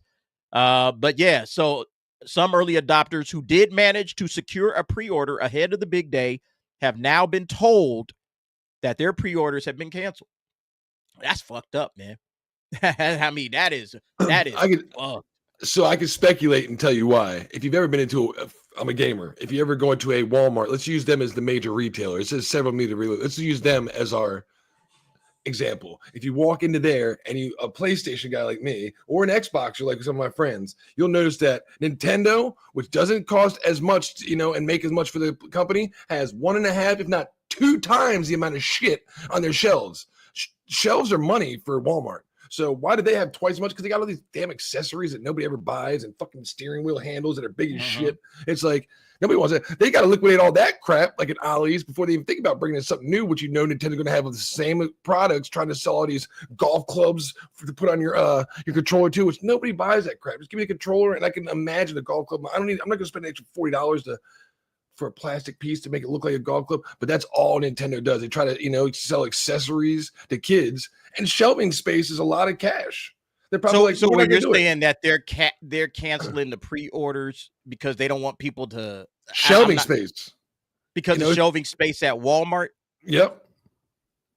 One, people are going to pre-order the hell out of it, and 2, it's not going to bring them any cash at that much money. People aren't going to buy it. It's going to sit there, collect dust. People barely buy. Wait. You don't think people are going to buy the Switch 2? Not for that price. They're not buying. I can walk into mine right over here and find a PS5 Pro before I can find a PS5. that thing's already probably sold out. I got one of my best friends. 3 months. And he's been to some of the meetups. DA knows him, Aiden. Like he's been telling me that he's like he pre-ordered it, and I just messaged him right now. I was just like, hey man, I've been hearing that the stores might cancel, and he's like, yeah, I heard. I got mine still secured though. There's plenty of people that still got theirs secured. So if they're going to buy his through Best Buy, they're not going to buy it from a major retailer. They've got it. They're probably buying it online and getting it sent to him like your boy is. Your boy's already got it secured. That means he's got it maybe pre-ordered from GameStop. So you can go. Now you got a Best Buy. Best Buy. Let's keep reading because they dropped some information about it, and then there's some tweets about this as well. As of the writing on June 1st, the Switch subreddit has been inundated with posts from users sharing screenshots of their Switch 2 pre-orders being canceled. Ended up as one of the fallen called immediately, and they said they're canceling a ton of orders until the July restock. One affected individual said, adding, got $25 credit, so at least there's that. Good luck to everyone else. Walmart putting you on blast. This is absolutely pathetic, said another. I pre-ordered my stuff the minute it became available, and my stuff is canceled. They continued. But Walmart customers weren't the only ones affected. Posts from users who had pre-ordered with Target were also present. Cancellation reports spanned a 10-day period. Fresh spots coming in as of June 1st. None of the screenshots provided a detailed reason for the pre-order cancellation. So they're canceling it. They're not saying why they're canceling it, I guess, until the July pre-orders. So are they out of stock? Is this got to do with tariffs? Like, I'm trying to understand what's happening here. I don't know. I don't know if this has something to do with it. It's not just in the U.S. It says here on May 29, UK retailer Game issued a statement apologizing for a wave of cancellations, stating that they were working hard to reinstate as many pre-orders as possible. So that's crazy to me, because if you pre-order something, unless there is a damn good reason why you're canceling my pre-order, I'm hot, I'm livid. There's no way in hell you about to cancel my shit. But apparently they are. Now, one group, and this was the post that I saw on X with several major retailers canceling it, all of that from Dextero. GameStop said, not us. So apparently GameStop, if you got a GameStop pre-order, you good. You in the house. You're going to be just fine. All right. So they came out and flexed and said, hey, we good. Nope, not us. Yeah, maybe y'all should have ordered it from GameStop. Maybe that's what it is. I don't know. But yeah, it could be because of the tariffs. All right. I had before I left to Japan, I was trying to get a special camera that I used for vlogging when I was out there. And nobody had them, but everybody had them. Okay. So get this. Everybody had the camera, but nobody wanted to sell the camera. And the reason nobody wanted to sell the camera is because the price was about to go up because of the tariffs. So they held these cameras out. They said, we don't have any. The moment that the tariffs kicked in or whatever, then all of a sudden everybody had a camera. I was like, oh, but it's $100 more than the last time. And that was because of the tariffs. And they explained it to me. They said, yeah, we actually had the camera. You've been looking for it for a minute. We actually had it, but we couldn't sell it because the price was about to go up and we need to get our bread back, blah, blah, blah, whatever.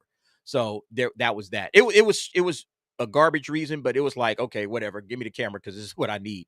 But yeah, it's crazy that maybe that's the reason that these, units have been canceled. I don't know. I'm just throwing that out there as speculation. I'm not sure if you guys have heard anything at all about it, but I just wanted to throw that out there because I thought that was interesting. That I pretty much they don't just buy canceled anything after. overseas, so I don't care. Like, I Okay. mean, like doesn't bother me. Doesn't affect my spending. Like, America, enough. born Fair and bred, baby. It's not a stock issue. It's not a stock issue because GameStop's getting them, and the tariff issue. If Walmart can make money off it, they'll do it. If Target can make money off it, they do it. There's a bigger thing behind it than that. You know what I mean? There's something.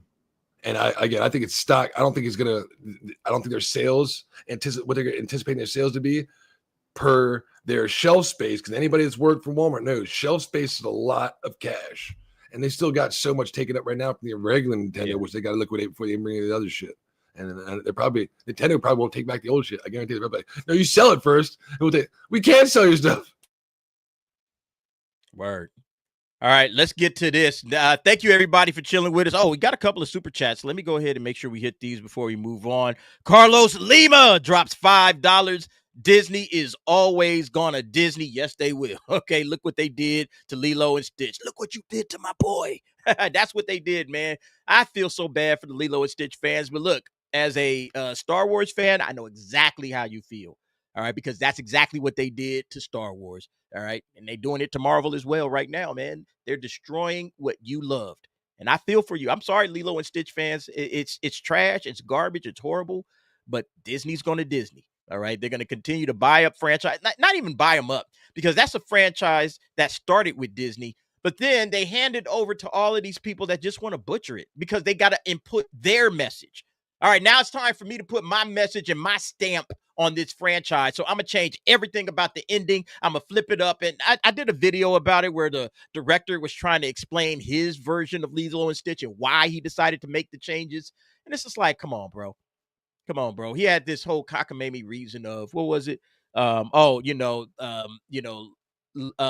was looking at life through rose-colored glasses. And she, and she had this kind of pie in the sky idealized vision of what her family could be. No, you're gonna have to go away to college and this and that shit. That was so stupid, man. I was disgusted with that whole situation. But yeah, I'm sorry for anybody that's a Lilo and Stitch fan. It's bullshit. But Ohana means money, career. Shit, right? Yeah. Ohana means I'm out of here. I'm about to get my career on. Shout out to you, Carlos Lima, for another $5. Disney lost me as a customer. I just don't trust them anymore. Don't blame you. Don't blame you whatsoever. Okay. I do not blame you. I think right now Disney is at this point where they're going to start focusing on the heavy hitters, the big time franchises that they know are going to make them money. Things like Lilo and Stitch, Lilo and Stitch, that's going to make them some money. So they're going to focus on that. They're going to like probably Tangled. I know they pushed pause on Tangled, for the live action remake. But they'll probably bring that back, and they're probably going to do a live action of Frozen. Dude, come on. You don't want you don't want Rapunzel, let down your weave? Come on. We need that. We need that. You can make like a lattice, like a ladder out of it. There you go. I think they're going to focus on things that they know are going to be like home run hits. They're not going to try to make, should we race swap the Little Mermaid or race swap maybe not. And let's focus on, cute characters like Moana. Moana's going to make some money. They're doing a live action of Moana. That's going to make money. All right, because they're not gonna do any dumbass race swaps or any bullshit with it. But I don't know if people are gonna trust Disney less now because of Lilo and Stitch. It's an interesting question. Thank you, Carlos, for the 2 5s. I appreciate that. Here's a little super chat love for yourself. Appreciate you. And then we're on to the next topic.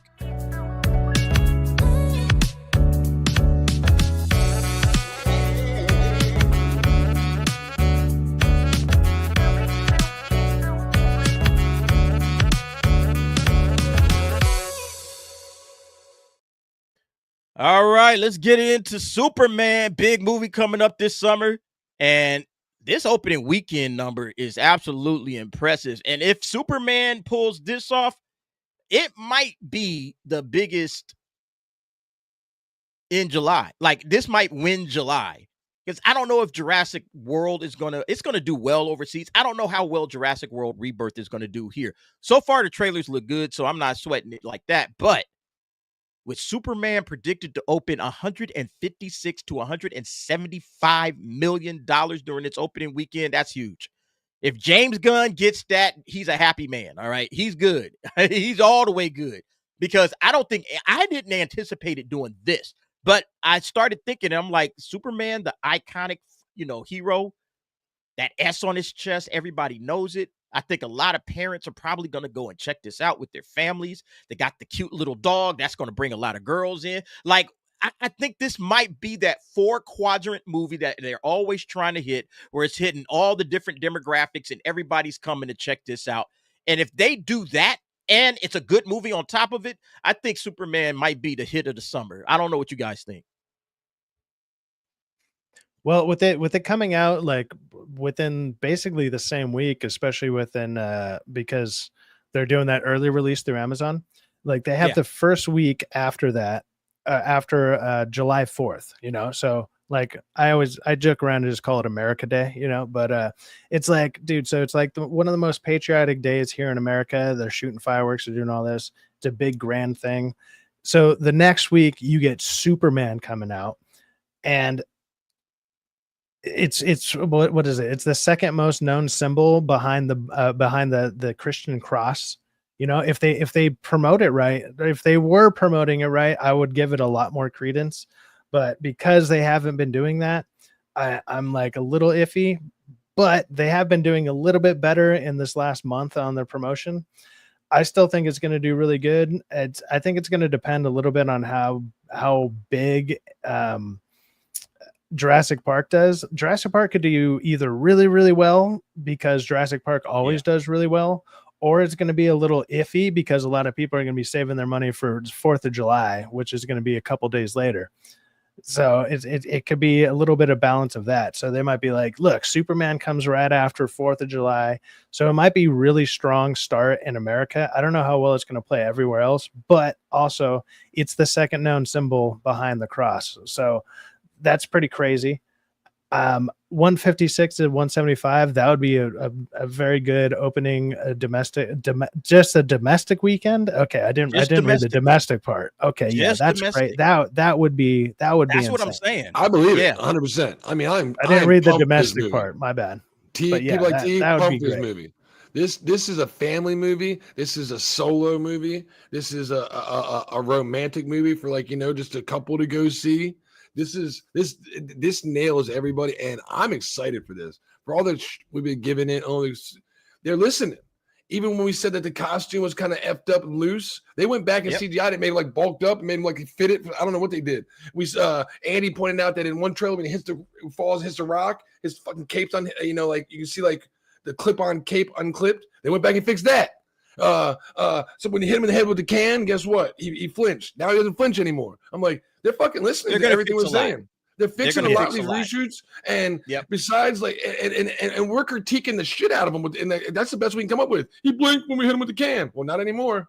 Now what are you talking about? Well, crypto doesn't look. This movie gonna dominate, bro. The marketing, the toys right now, phenomenal. This thing is gonna dominate, D. I think it's $1 billion. Look, just to keep it in perspective, all right, that 156 to 175, it's bigger than Lilo and Stitch's opening. All right, Lilo and Stitch, Surefire Billy, and it's bigger than this one at 146. So if Superman can pull this off, all right, I mean, to me, it's a no-brainer that the DC universe has gotten off to a good start, and that's what that's what they need, because at this point, look, Marvel is dropping the ball. They are ready to reset. They're ready to reboot. The time is now. James Gunn has got to take advantage of this moment and capture the market and get everybody excited about his universe, because his universe is just starting. Marvel's feels like it's coming to an end, and it's coming to a disastrous end where people are just kind of sick of it. But if James Gunn gives people some hope, who knows?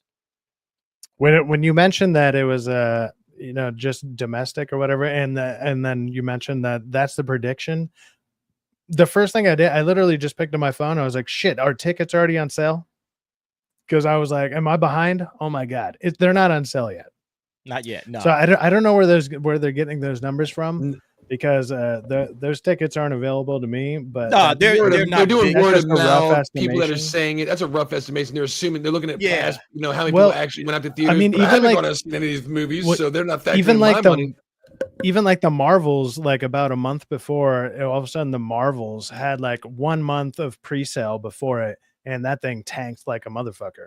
So I was like, oh man, when are the now I'm gonna be now that they're doing predictions and stuff like that, I'm going to be keeping an eye out every day. I want to make sure I get a seat. I'm going to definitely go to the Burbank 16 to go see it in that big ass theater that they have there. Absolutely. I'm going to go down there to that. If they doing pre-sales, they're gonna sell out like instantaneously, because not only am I gonna get my, right away, I want my seat. All of us on here are gonna make sure we want to see right away. Oh, They're gonna hey, look, sell out. the first I want weekend my is going to seat, be so. jam packed. Yeah, I think the first weekend is going to be absolutely jam packed. This is what box office. So I guess it comes from Box Office Theory. They have been pretty close to accurate. They predicted Thunderbolts would open up with 70 million, and it opened to 74 million. So they were just off by $4 million. Mission Impossible: The Final Reckoning was predicted to get 75 million in its opening weekend. It got 79 million, so it was also off by 4. Captain America: Brave New World had a projection of 96 million, but it only got to 88. So they were a little overestimating it there. But so they've been close on some of the superhero movies and some of those other type films. So, hey, maybe it does hit that number. It has to be huge in order for DC to get this thing kicked off in the right direction. They seem to have about a 5 to 10% difference. Like maybe let's say 5%, because when you're dealing in that high end numbers, 5% is probably about right. Maybe like not only pre-sales, but differential. Yeah. When you're on Facebook, sci-fi, somebody says, "Are you going? Are you interested?" And they use them little fucking polls. Maybe they use those things to factor in. The "Are you going to go opening weekend? I'm interested. I'll be there. I am going." Yeah, but also how many people use click that on crap. those and then don't actually go to this stuff? I mean, The algorithm Twitter probably picks that up too. It probably says 70% of people that say they're going will, 20% of people that say they're interested might actually go, and it's probably picking up on that. And so it's gauging the numbers of the total people involved, and it's saying that, they spend this much money. So the algorithm's doing it for them, and that's why they're getting within a 10% ball range. And so I think if it's saying, what is it, 150 to 175, I'm pushing 200, because I said that it's Lilo and Stitch is only going to make 725. I stick by that. This is going to make 200 million opening weekend domestically, homeland. Gary. All right, I'll hold you to that, man. Sorry about that. Now folks are wondering, is Brainiac coming? Everybody has been asking about Brainiac. When are we going to get Brainiac in a Superman movie? Really movie. Yeah, that's where we need to see him. There's been some rumblings. All right, there's been some rumblings. They need a Thanos level threat. Is it Brainiac?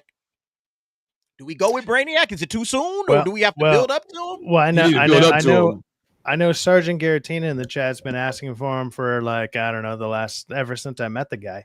But I know one thing that Rockefeller has been pretty spot on about, even though not everybody games or whatever, but Brainiac is a major part of a lot of these video games, and he's like a big threat in the video games.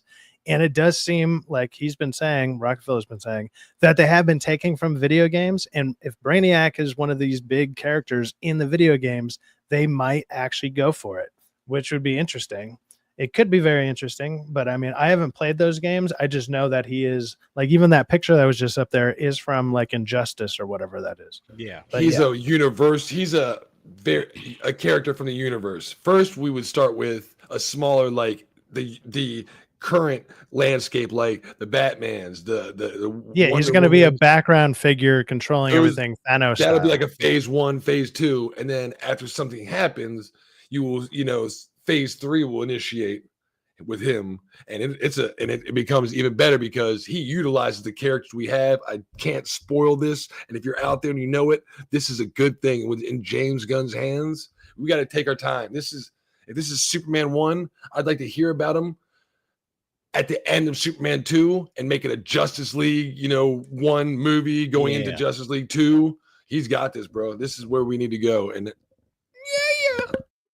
So here's some of the rumored information. The first is from Daniel RPK again. Always take all of these with a grain of salt.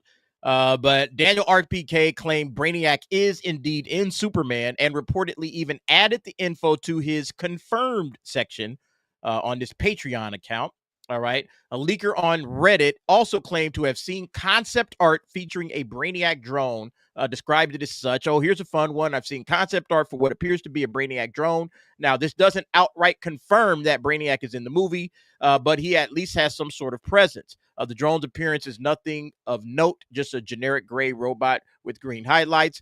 The reason I'm led to believe it's a Brainiac drone is because it features Brainiac's signature headpiece thing on its forehead. So, yeah, interesting stuff. Look, we've been all wondering, what is it that giant eye in the sky? What is that?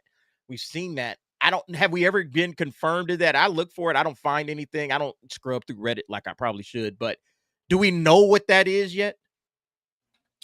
I haven't heard anything about that. And I mean, I mainly like watch energy, the cartoons. like energy. It could be anything. It could literally be anything. I'm not saying it has to be Brainiac. A device that makes an eye, and somebody's looking through a device that wherever that eye is, it's like the eye of Sauron or something. But everything it looks at, it's shooting lasers at or some shit. It could be something like that. It looks to me like it's a energy pulse. Like when maybe we don't see it. They're like they removed like the Lex Luthor tower. Like we don't see that. And at the top of it is pulsing out of it, and they're flying, trying to stop it. Whatever it is, like gaining energy to me.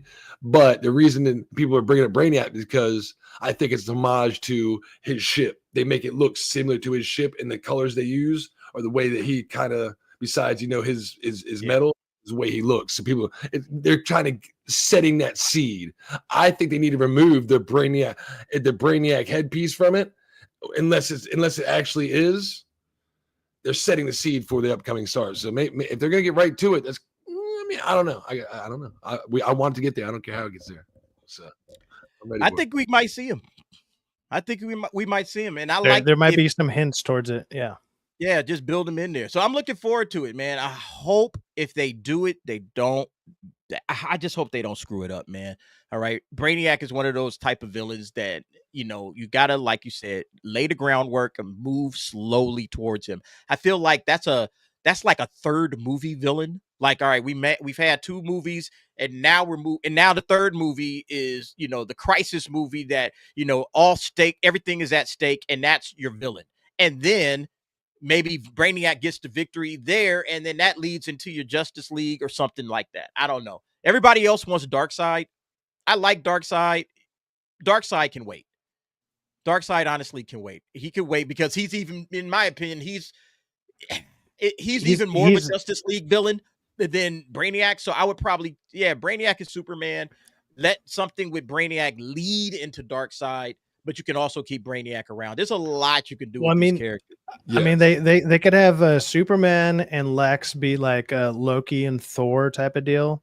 And then I don't know who they would build off of that. Maybe a Lobo, because they might bring Lobo from Supergirl. And then that could be the second iteration. That could be their old, their Ultron with also maybe Brainiac in the background.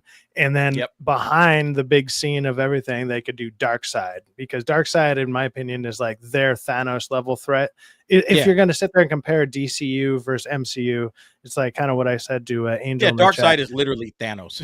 I mean, it's like kind of like, we're the big bads of these universes, and let's go. Brainiac is Ultron before Thanos. Of course, I think you save Darkseid. He's, like I said, you got to save him for the Justice League. But I think Brainiac, it should be like your third villain. It shouldn't be your first villain, shouldn't be your second villain, probably your third villain. Build up to Brainiac, and then let Brainiac kind of take you into, something dealing with Darkseid, whether you want to go with the Apocalypse Wars or something to that effect. But you got to build up towards that, in my opinion. That's not something you just jump to. If James Gunn is smart, he'll slow walk Brainiac as well as Darkseid, but we'll see. Guys, I got to go pick up something real quick. Go ahead. Chop it up. I'll be right back. We can definitely do that. What I would do is take roughly the MCU model that's already established right now, because obviously it worked for about 11 years, or give or take 11, 12 years that between Iron Man and Endgame. And so you have that, and then you have the way that they structured it to where you introduce the characters. I don't think many people would mind doing that kind of structure relatively again. You just build out the enemies slightly differently.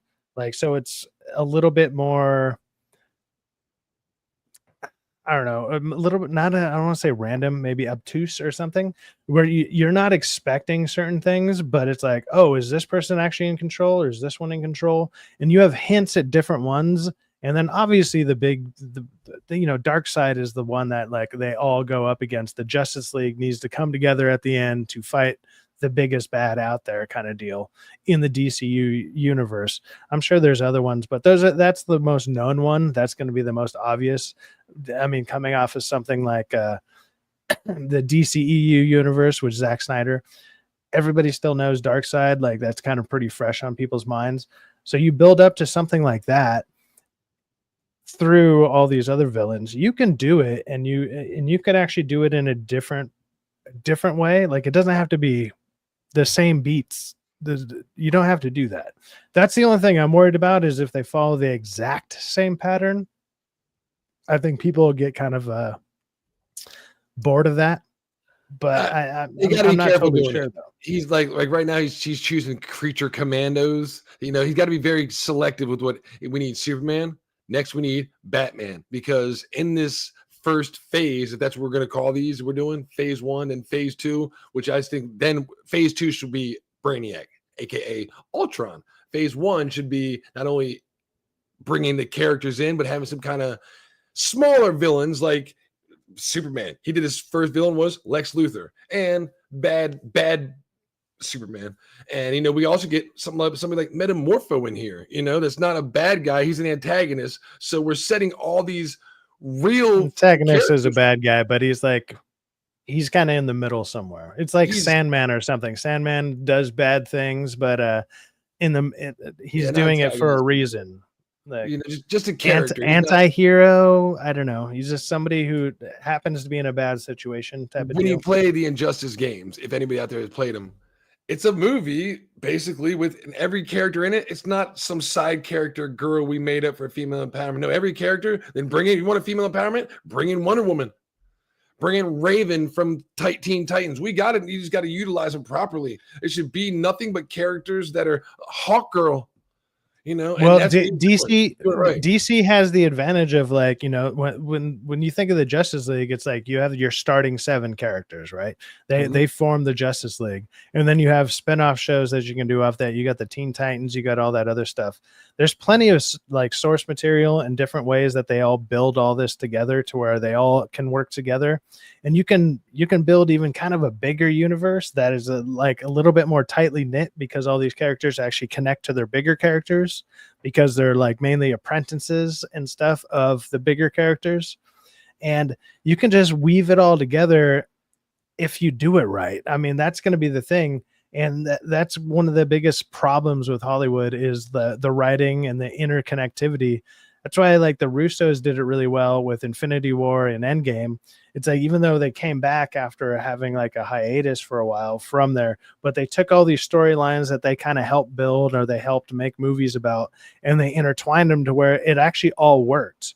And if you get the right directors and writers for it, you can make a lot of kind of randomness work. If you intertwine it right, you can have little moments here, there. You just do little flashback, little things in their head. And then it's just like, oh shit, this is actually all connected, and you could pull it off. The problem is when you start adding in random directors and shit that don't have any idea what the hell is going on, like what Marvel's been doing for the last few years. They just are there to be like, I know how to do cinematic shots. I know how to do landscape shots. And it's like, that's all they're known for. And then, so you get nice looking shots, but the story is incoherent as fuck. Like, you can't follow what is going on. So it's never great. The biggest problem I see for DC is they've already done, like, the story they're trying to go with to get to Brainiac. We have to do certain things to get there. They kind of already used some of these in the previous universe and with the Man of Steel universe. And I yeah. But you got to throw that out. You got to throw that out the window. This is the same people. On You got to Twitter, throw. all you hear of it. They're throw like, it out the, this trailer looks just like it's the Flash trailer. And who cares? Who cares? Something we saw in Man of Steel. It's because because it's the same fucking character.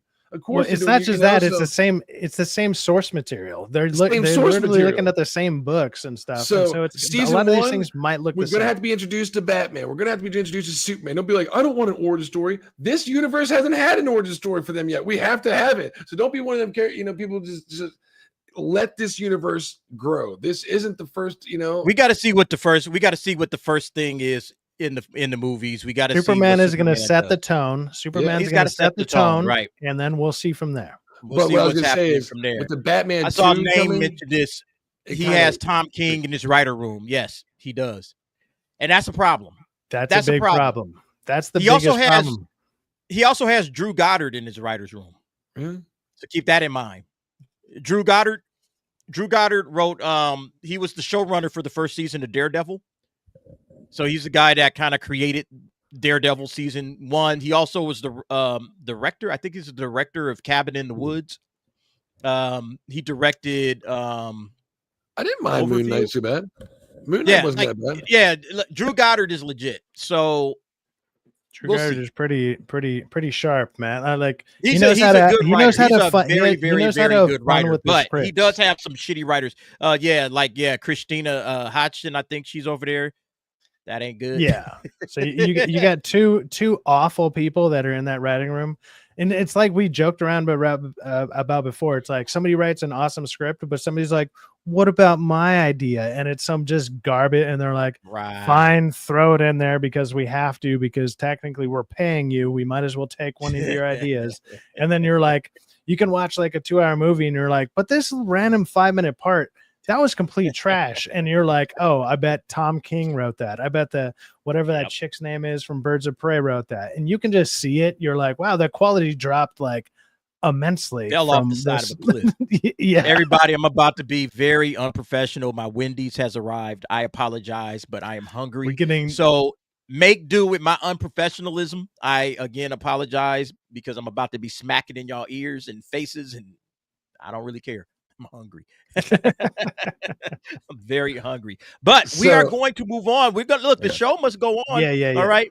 The show must absolutely go on, and we got to talk about this. This is a big one.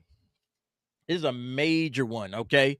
Legend of Zelda movie may have just found Princess Zelda. Wait, what? Who?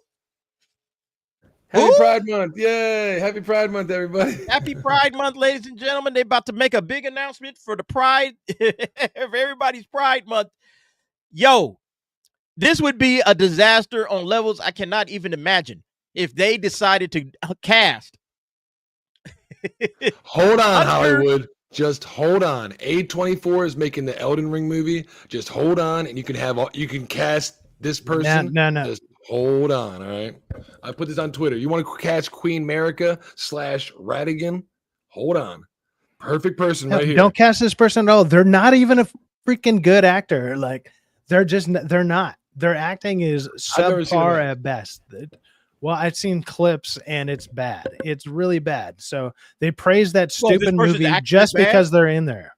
Oh yeah, they're fucking terrible. I've never seen him act. It was that one movie that they praised during the award show because they almost got like best female actress or for some bullshit. And there's clips of it out. It's that one where they're singing about like a man, a penis to vagina. Yeah, they're singing that stupid song. That's the movie this person. Oh, that's Amelia Perez? A penis to vagina. Yeah, there you go. Amelia Perez. That's the dumb name of that movie. That's this person. This person is in that movie, and that's what they're getting praised for. And that movie was complete garbage. And I heard Euphoria. Trash. Have you guys seen Euphoria? I've never seen Euphoria. I've heard people Euphoria, screaming and hollering about Euphoria.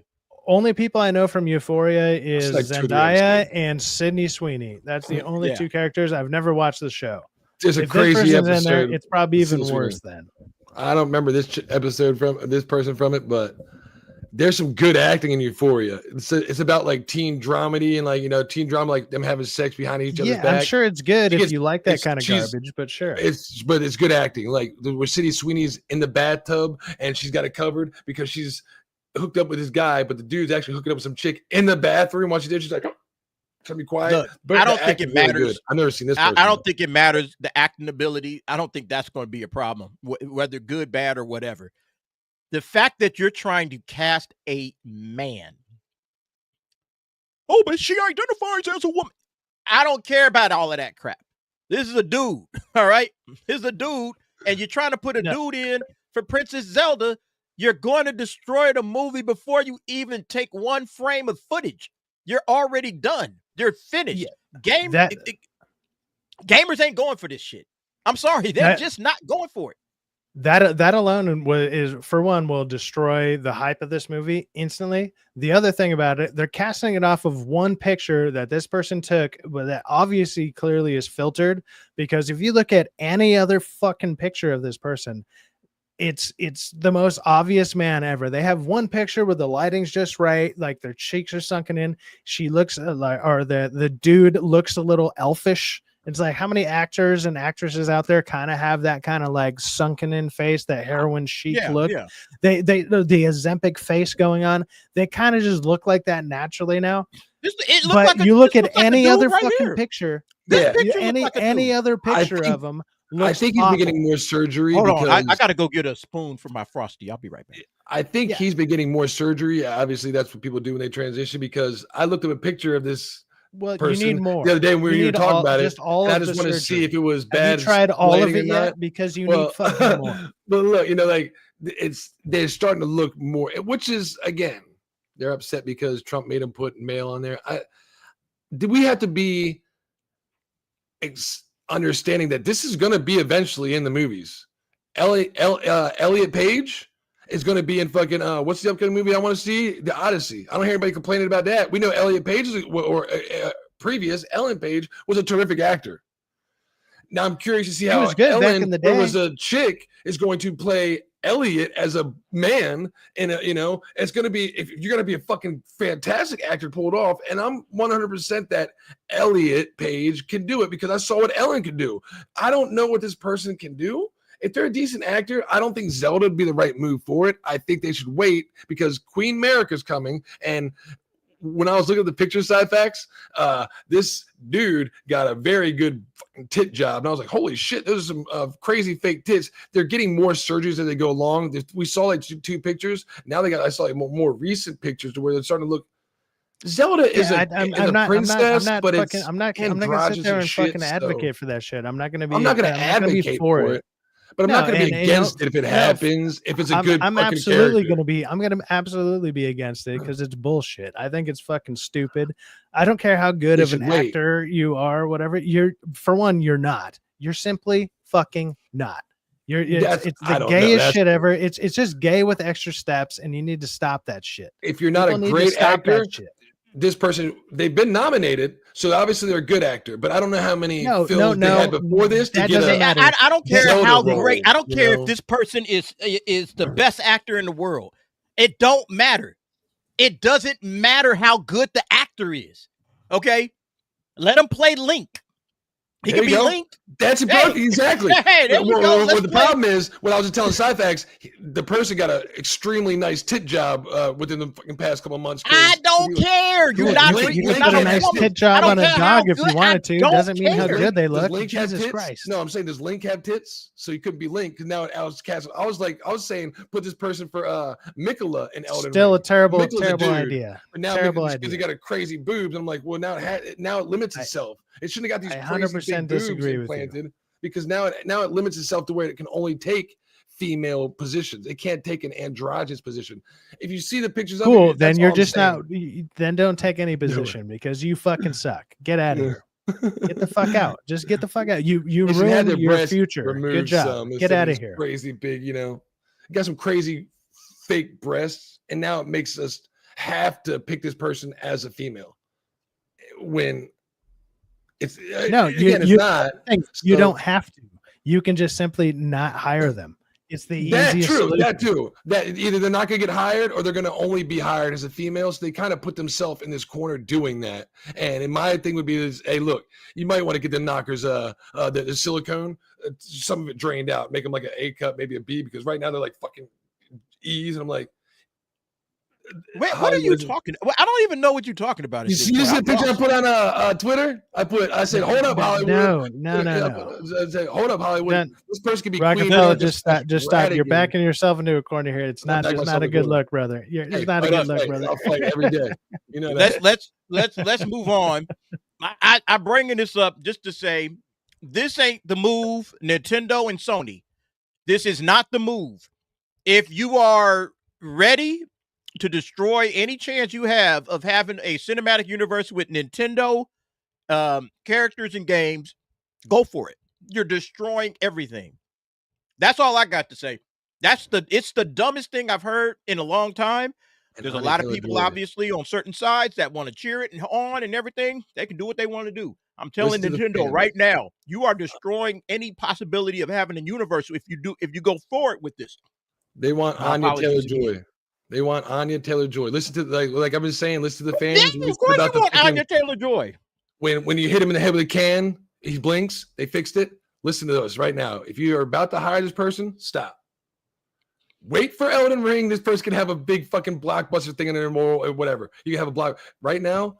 Anya Taylor-Joy is who you need to cast. The internet has told you who it needs to be and who they want, and she's done a great voiceover as a princess, as Peach. So you're going to carry that from the Nintendo, Nintendo Mario into Nintendo Zelda.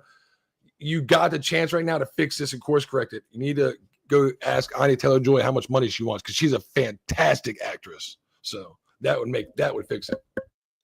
Yeah, Anya Taylor-Joy is perfect. That's my pick. If I had to pick, I'm picking Anya Taylor-Joy, and I'm not even thinking about it. All right.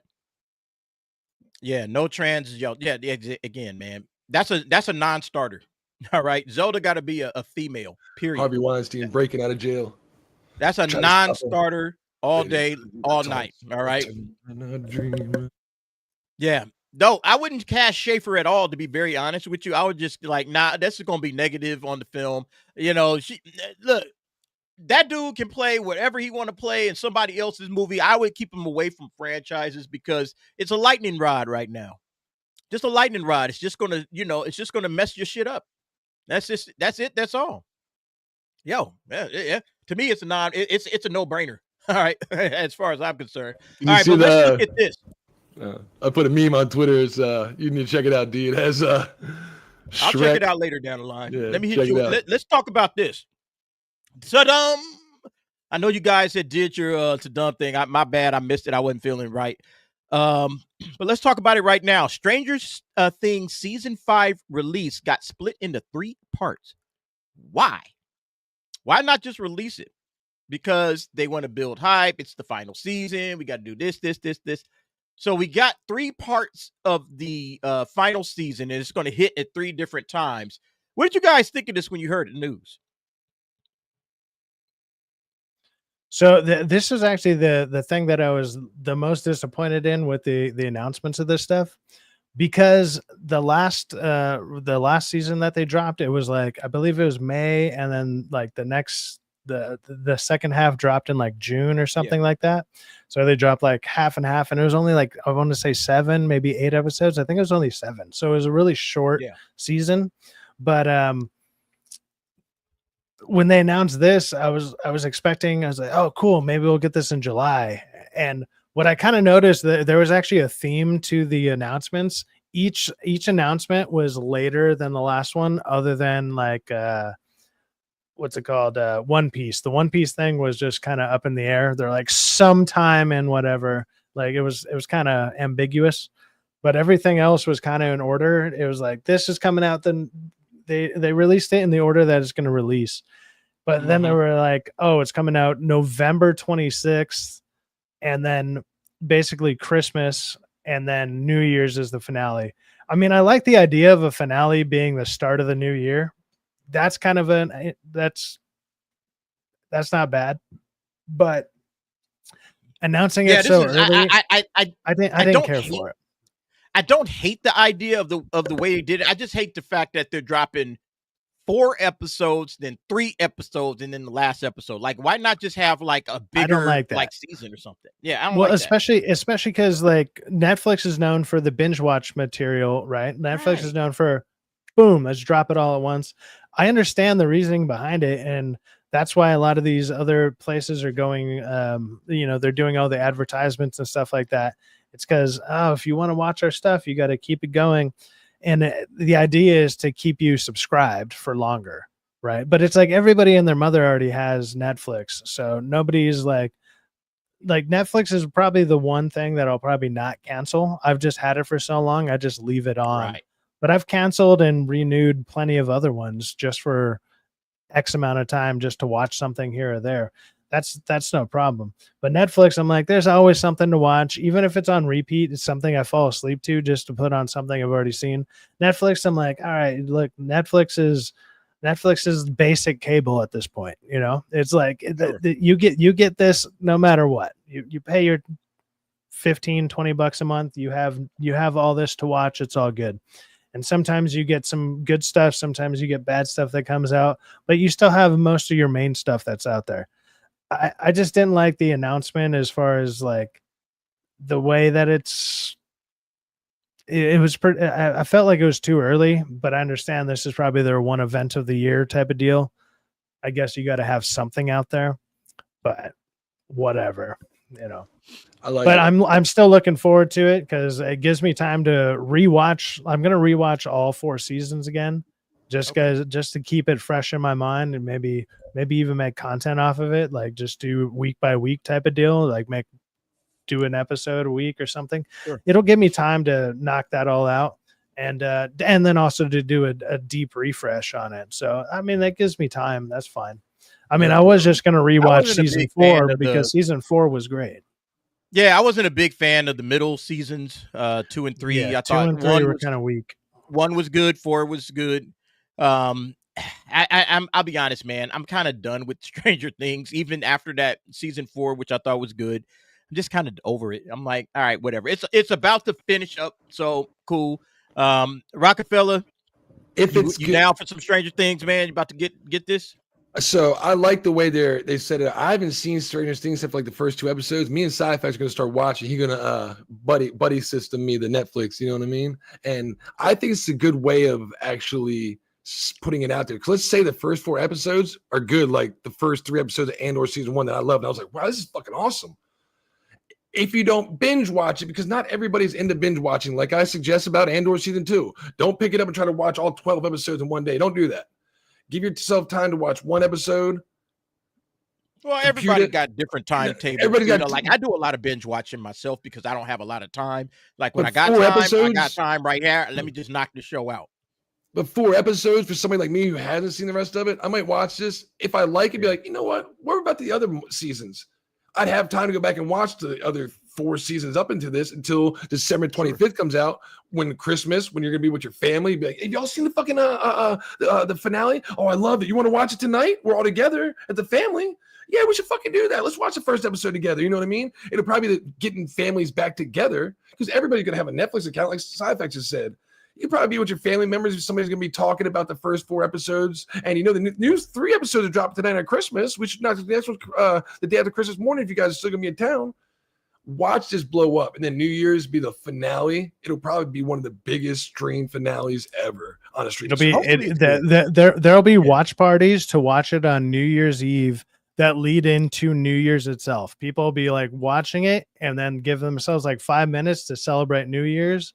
And now you just celebrated New Year's with the finale of Stranger Things. It could oddly be a genius marketing plan to where you're going to have people doing a full live stream and be like, guys, we're going to go 5 more minutes because it's just about midnight. Here we go. And boom, fireworks and ball drops and all that shit. New Year. You know, Stranger Things is done, and they could they're going to have a ton of videos of stuff like that, and they can sit there and promote it like people that. are definitely going to make an oddly genius. Yeah. Oh yeah. That's smart. It'll be a thing going down. Did you check out the dumb things? I did. We got another thing coming up about that in just a moment. Let me hit these super chats. Go ahead, bro. me hit these super chats. We got Carlos Lima drops another $2. Carlos, you've been lacing it up. Appreciate it, bro. I can't see past that ugly ass suit. You talking about Superman? Yeah, that suit ain't the best suit. It's not. I'm not They gonna had lie. fixed it a little bit because Alan from Film Threat says when's he? They're talking. Apparently, they dropped the video about him getting in shape, becoming Superman, and Chris Gore's like, "What do you think about this, Alan?" He's like, "I think it's great. I just want to know when he's going to fill the suit out." Yeah, they might do something with CGI and they made him look a little more post production and make it look a little bit better. Yeah, so we gotta wait and see. But yeah, the suit wasn't the best look in my opinion. So yeah, Carlos Lima, I'm right there with you. We got Jillian H for $4.99 to help chop it up. Each of the panelists' best impression of Grace Randolph saying "so." Yeah. Let me try that again. So that's the best I'm gonna give you. All right. What's just you got a "so" for Jillian? So what I think is your best impression of Grace Randolph saying "so." You got one?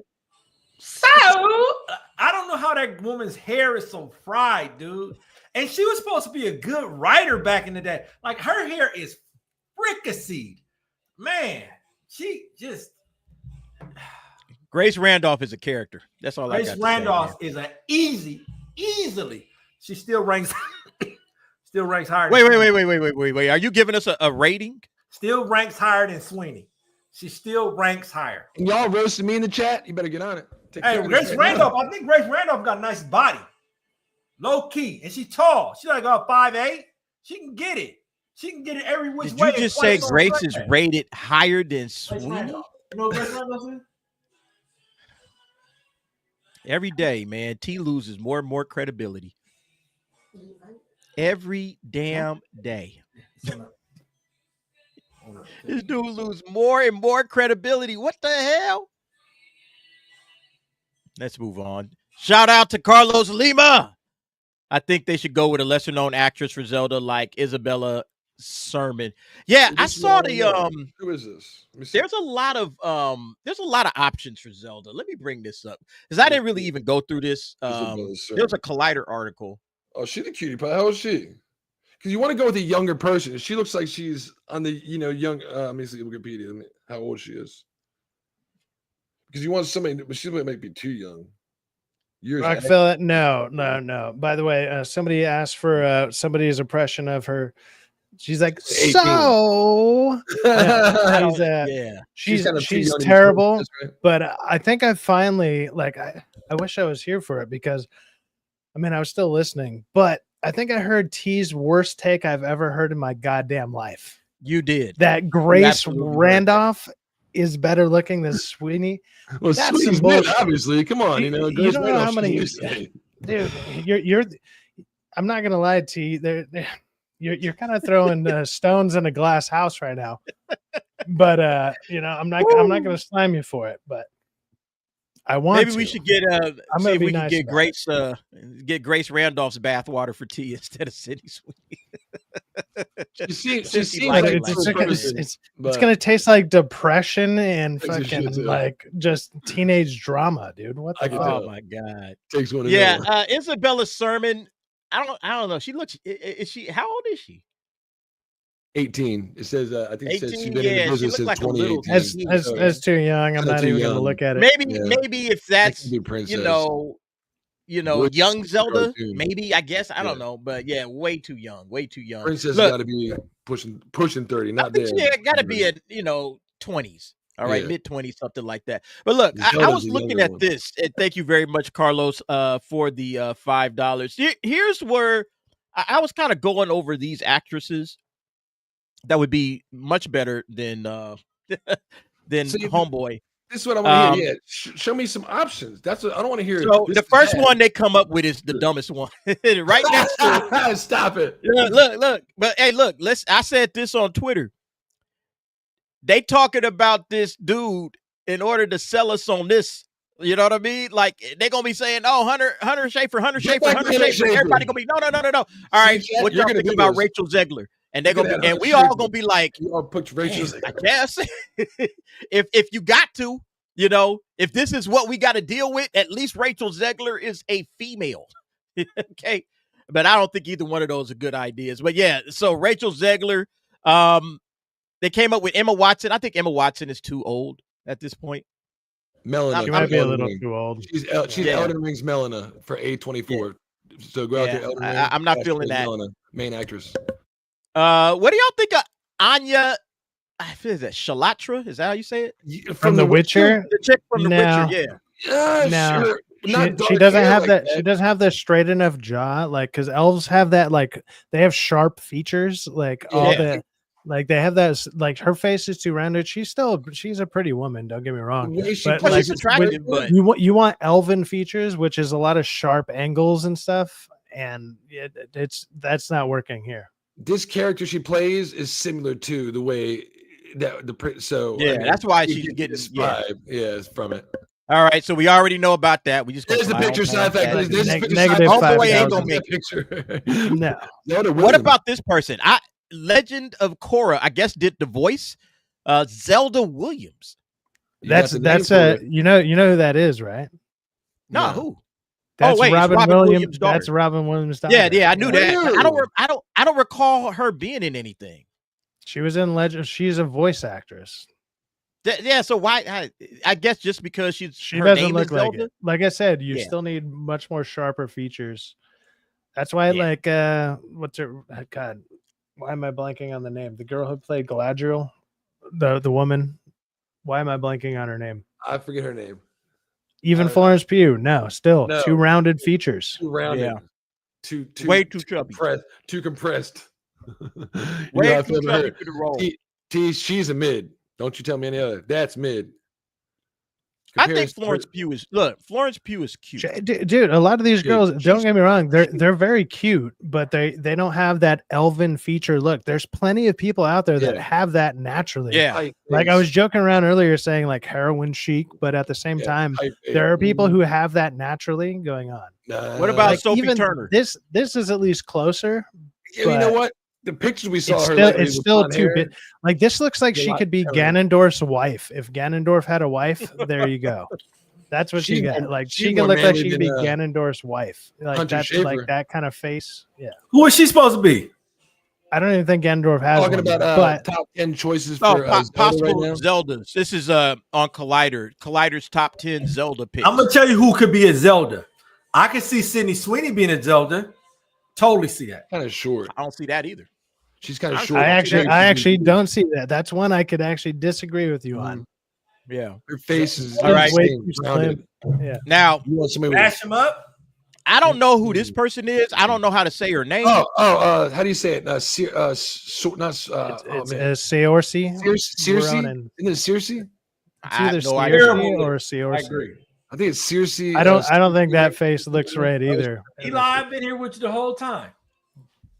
Yeah, but she's a great actress, dude. She's a good fucking actress. That would be Seorsa. probably- Seorsa. Somebody said that in chat. Yeah, Seorsa. That might work. this right here. All you have to do is All right, phenomenal choice. Probably one of the best. Nah, choices. So- terrible. No, she Absolutely was- terrible. She Dude, she looks like a compressed face of the Mask, Saoirse. That's what it is. Saoirse. and not the Jim Saoirse Carrey. Ronan. one. Yep. Saoirse Ronan. How do you get Saoirse Ronan out? How do you get Saoirse out of that? She's from fucking I think Ireland. I think she's from She fucking says she's Ireland. Irish. Is that is that how you? Saoirse. Saoirse Ronan. I don't even know how the You're hell you saying get Saoirse Saoirse. out of that. That don't even sound right. That don't even look right. Saoirse. Nigga, it's Yeah, I guess. Saoirse. But as far as Zelda, maybe. She could be. She's one of the top 3 I put right now. If I was Yeah, casting, well, she's number one of 3. my top 3. All right. Yep. She's number 3. All right. Anya Taylor-Joy. Number 2 is my choice. That's my choice Number right two- there. Number 1 would be Absolutely. Anya Taylor-Joy. Number 2 would Yeah. be Cersei. She looked like Zelda already. That's it right there. I mean, Yeah. if I had the money, the cat, and I'm with making the- this movie. This is who I'm casting. T, The acting phenomenal. you agree? You agree, T? T's busy. T is distracted. I think she looks like Zelda. I think that's what I would go with. I mean, if you've I seen think her she's a in great like the actress. Northman and whatever. Yep. Yeah, she was in the Northman. She was in the Northman, and like they have those shots where she looks ethereal, and she looks like a Norse goddess or whatever, and it's like she can pull it off. It's not quite as sharp as, let's see, who was it? Like Evangeline Lilly when they were younger, or whatever. They had those really sharp jaws and everything. It's just like like I said, when I think of elven features, I just think of like symmetrical, and they're just like they're tight lines. I'm sure you can pull it off with enough makeup, but yeah, like this is the closest you're gonna get without something like that. And Nintendo fans are already backing her. Nintendo is, Zelda's a Nintendo thing. Nintendo fans are already backing her because she's Princess Peach. Then we got absolutely not. Elle Fanning. Not even close. Not even close. Way too rounded of a face. Again, you need that sharp. You need those sharp edges. I'm sorry, you just do. Like when I think of elves, maybe it's because I'm such a fan of Lord of the Rings. Lord of the Rings did elves so well. Every person in that had those like sharp jawbone and everything. Like everything stood out. Like their faces just looked sharp. That's the only word to talk about it. Millie Alcock would not be bad. Millie Alcock, I'm surprised she's not tossed in here with them, because she's another blonde chick that has really, like Sci-Fi saying, really tight compressed features. And you don't think so, Sci-Fi? So been a good actress. She's pretty. Don't get me wrong. She's pretty. I don't mind the prettiness of basically any of these top 10 other than Schafer, because that's a dude. Like other than that, it's like, yeah, they're all pretty to a certain degree, but they don't have the elvish look to them naturally. Like you're going to have to put a bunch of prosthetics on them. When I don't know, like just think of any depiction of elves you've ever seen, dude. Like they just don't. She might be able to. She might be able to. Millie can pull it off. I think she would. I don't think she'll take it, because right now, of course, she's doing Supergirl, and Supergirl's gonna be, she's gonna be locked into that universe. She should be into this top 10 discussion. Of all the people that number one they got right now, she'd be. Yeah, I think she would be. I think she would be solid. Top 10. So I question her about Supergirl. I question her more on Supergirl than I do with Zelda. I would actually say she's more of a Zelda than a Supergirl. In my opinion, I don't know. I think she'll be fine as Supergirl, but I think I would question that more than I would question her as Zelda. There's that picture where she's sitting back and she's reading the Supergirl comic. She looks good with her hair down, all crinkled up and everything. I think she looks good right there. I was like, holy shit.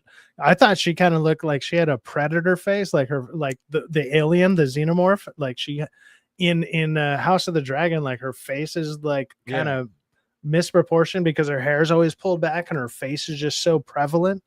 But then when she has her hair down and everything, it's like, actually, you actually look way prettier in this. Like you look good there.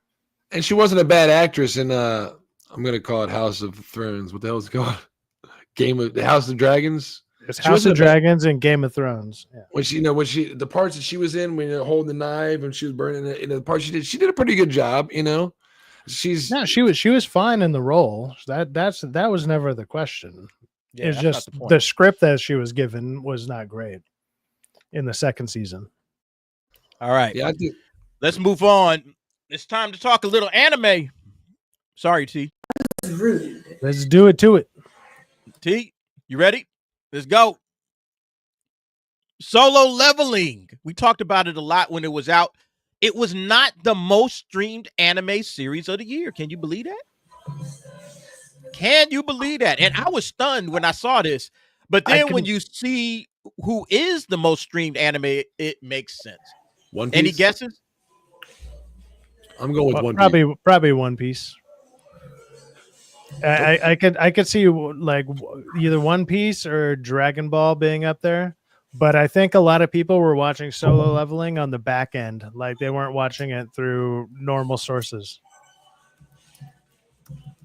I'm surprised y'all didn't just guess this out off the rip. Yeah, look, One Piece and Dragon Ball, they get a lot of eyeballs, but I think most people have already watched it, or a lot of people have already watched it, and they're not going to come back and visit it like that.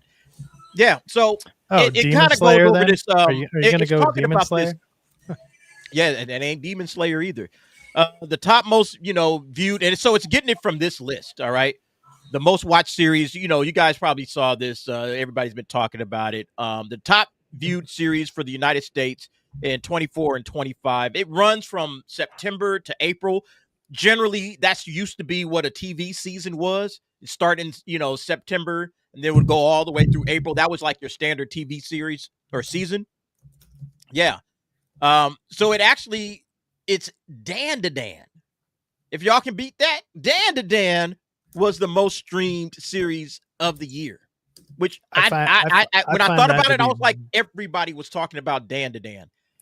Well, and it has, like I was saying earlier, What are y'all talking about? Netflix has the most access because they have the most subscribers. So streamed, sure, that would make sense as far as streaming services go. That would make sense, but I guarantee, like, there was a ton of. Like, it actually says that right here. SciFax. It says, while anime such as Solo Leveling is exclusive to Crunchyroll in the US, Dan to Dan had much more accessibility with streaming options, including not only Crunchyroll, but also Netflix and Hulu. So yeah, you could catch Dan to Dan in multiple different major streaming services. And that was the reason why it was the #1 streamed anime. Everybody was talking about it because everybody was watching it because you could get it looks everywhere. like What happened? Somebody get me out of this box. Get me out of this shitty box we're talking about. Yeah, we already knew we weren't talking to you, man. There you go. we already knew we weren't talking to you. He wanted out. But, he wanted out. But, he out. But look, I'm sure at the top there it probably also says that it was the most streamed in the US. Worldwide, Solo Leveling. No, that's what it was. It was okay. Yeah, US. Let me go back. Sure, I believe you on that. Americas, right? Yes. See, there you go. Yeah. That's why I said One Piece, because I was like, well, I'm not really an anime. What do I know? Dragon Ball, but it hasn't been this year. One Piece, Netflix. That I completely believe, because most people out here have Netflix, like I was saying. Mm-hmm. So yes, that's the most accessible anime that most people have as far as this goes. Worldwide, no, it's going to be Demon Slayer, Solo Leveling, or One Piece. It's going to be, that's going to be. Those were the bigger ones worldwide. But when we were talking 100%. About United States, man, what you talking about? Get out of here! You need to watch. Look, I'm thinking this Dan to Dan movie. Are you going to go watch that? I haven't even finished the series, but now that I'm hearing all this fucking hype about it, I guess I might as well finish it. But I mean, like, it was fine. I just didn't get all that into it. I simply didn't. Maybe I need to really invest in it and check it out, because they're only like 20 minutes or something. So it should be an easy watch, but I guess we'll see. It had its world premiere already, I think. Where is it at? It had its world premiere. And a lot of people did go and check that out. Evil Eye premiere proves to be a roaring success. It's dropping this week. I'm pretty sure everybody's going to be discussing it. I'm probably going to do an out of the theater review of that, along with Ballerina, because I'm seeing Ballerina on Wednesday, because it's got an early access viewing on Wednesday. I am too, man. I'm seeing it on Wednesday. I'll be able to talk about it with you on Thursday. I got my I'm gonna check that out, and then I'll try to go and see Dan to Dan on Thursday, but if not, I'll see it on Friday. But yeah, we'll be discussing that. Look, I thought Dan to Dan season 1, I did finish it. I was doing my reactions on Anime Heads, and I just never did the last 2 episodes because I got caught up in travel and all this other stuff and doing my own channel. So eventually I just had to sit down and just watch the last 2 episodes. Dan to Dan is a really good anime. It is absolutely great, but it is weird. It is a weird, kind of trip. So you got to be locked into the weirdness of anime. It's very out there, and there's a lot of themes that are kind of battling against each other. But since it's anime, you kind of you throw that out the window a little bit, and you're like, okay, let's embrace the ridiculousness. And you just once you do that, you can dive into it. Because when I first saw the first couple episodes, I was like, this is way more random than I thought it was going to be, and it threw me off. And I was like, you know what? I'm going to take a second, let it rest, then I'll check it out.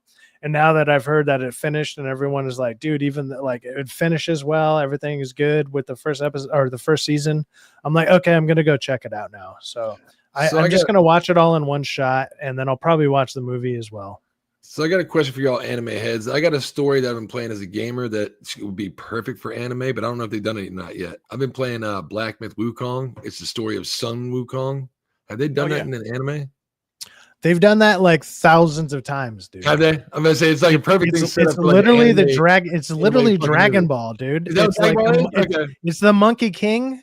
That's what it is. Like it's a story of Dragon Ball, and they have many. They have so many iterations of it. How did you not put that together? I don't see the monkey. I guess that's the monkey. You know, I guess he the Monkey King. Yeah, it's Dragon Ball Z. Literally is that. Yeah.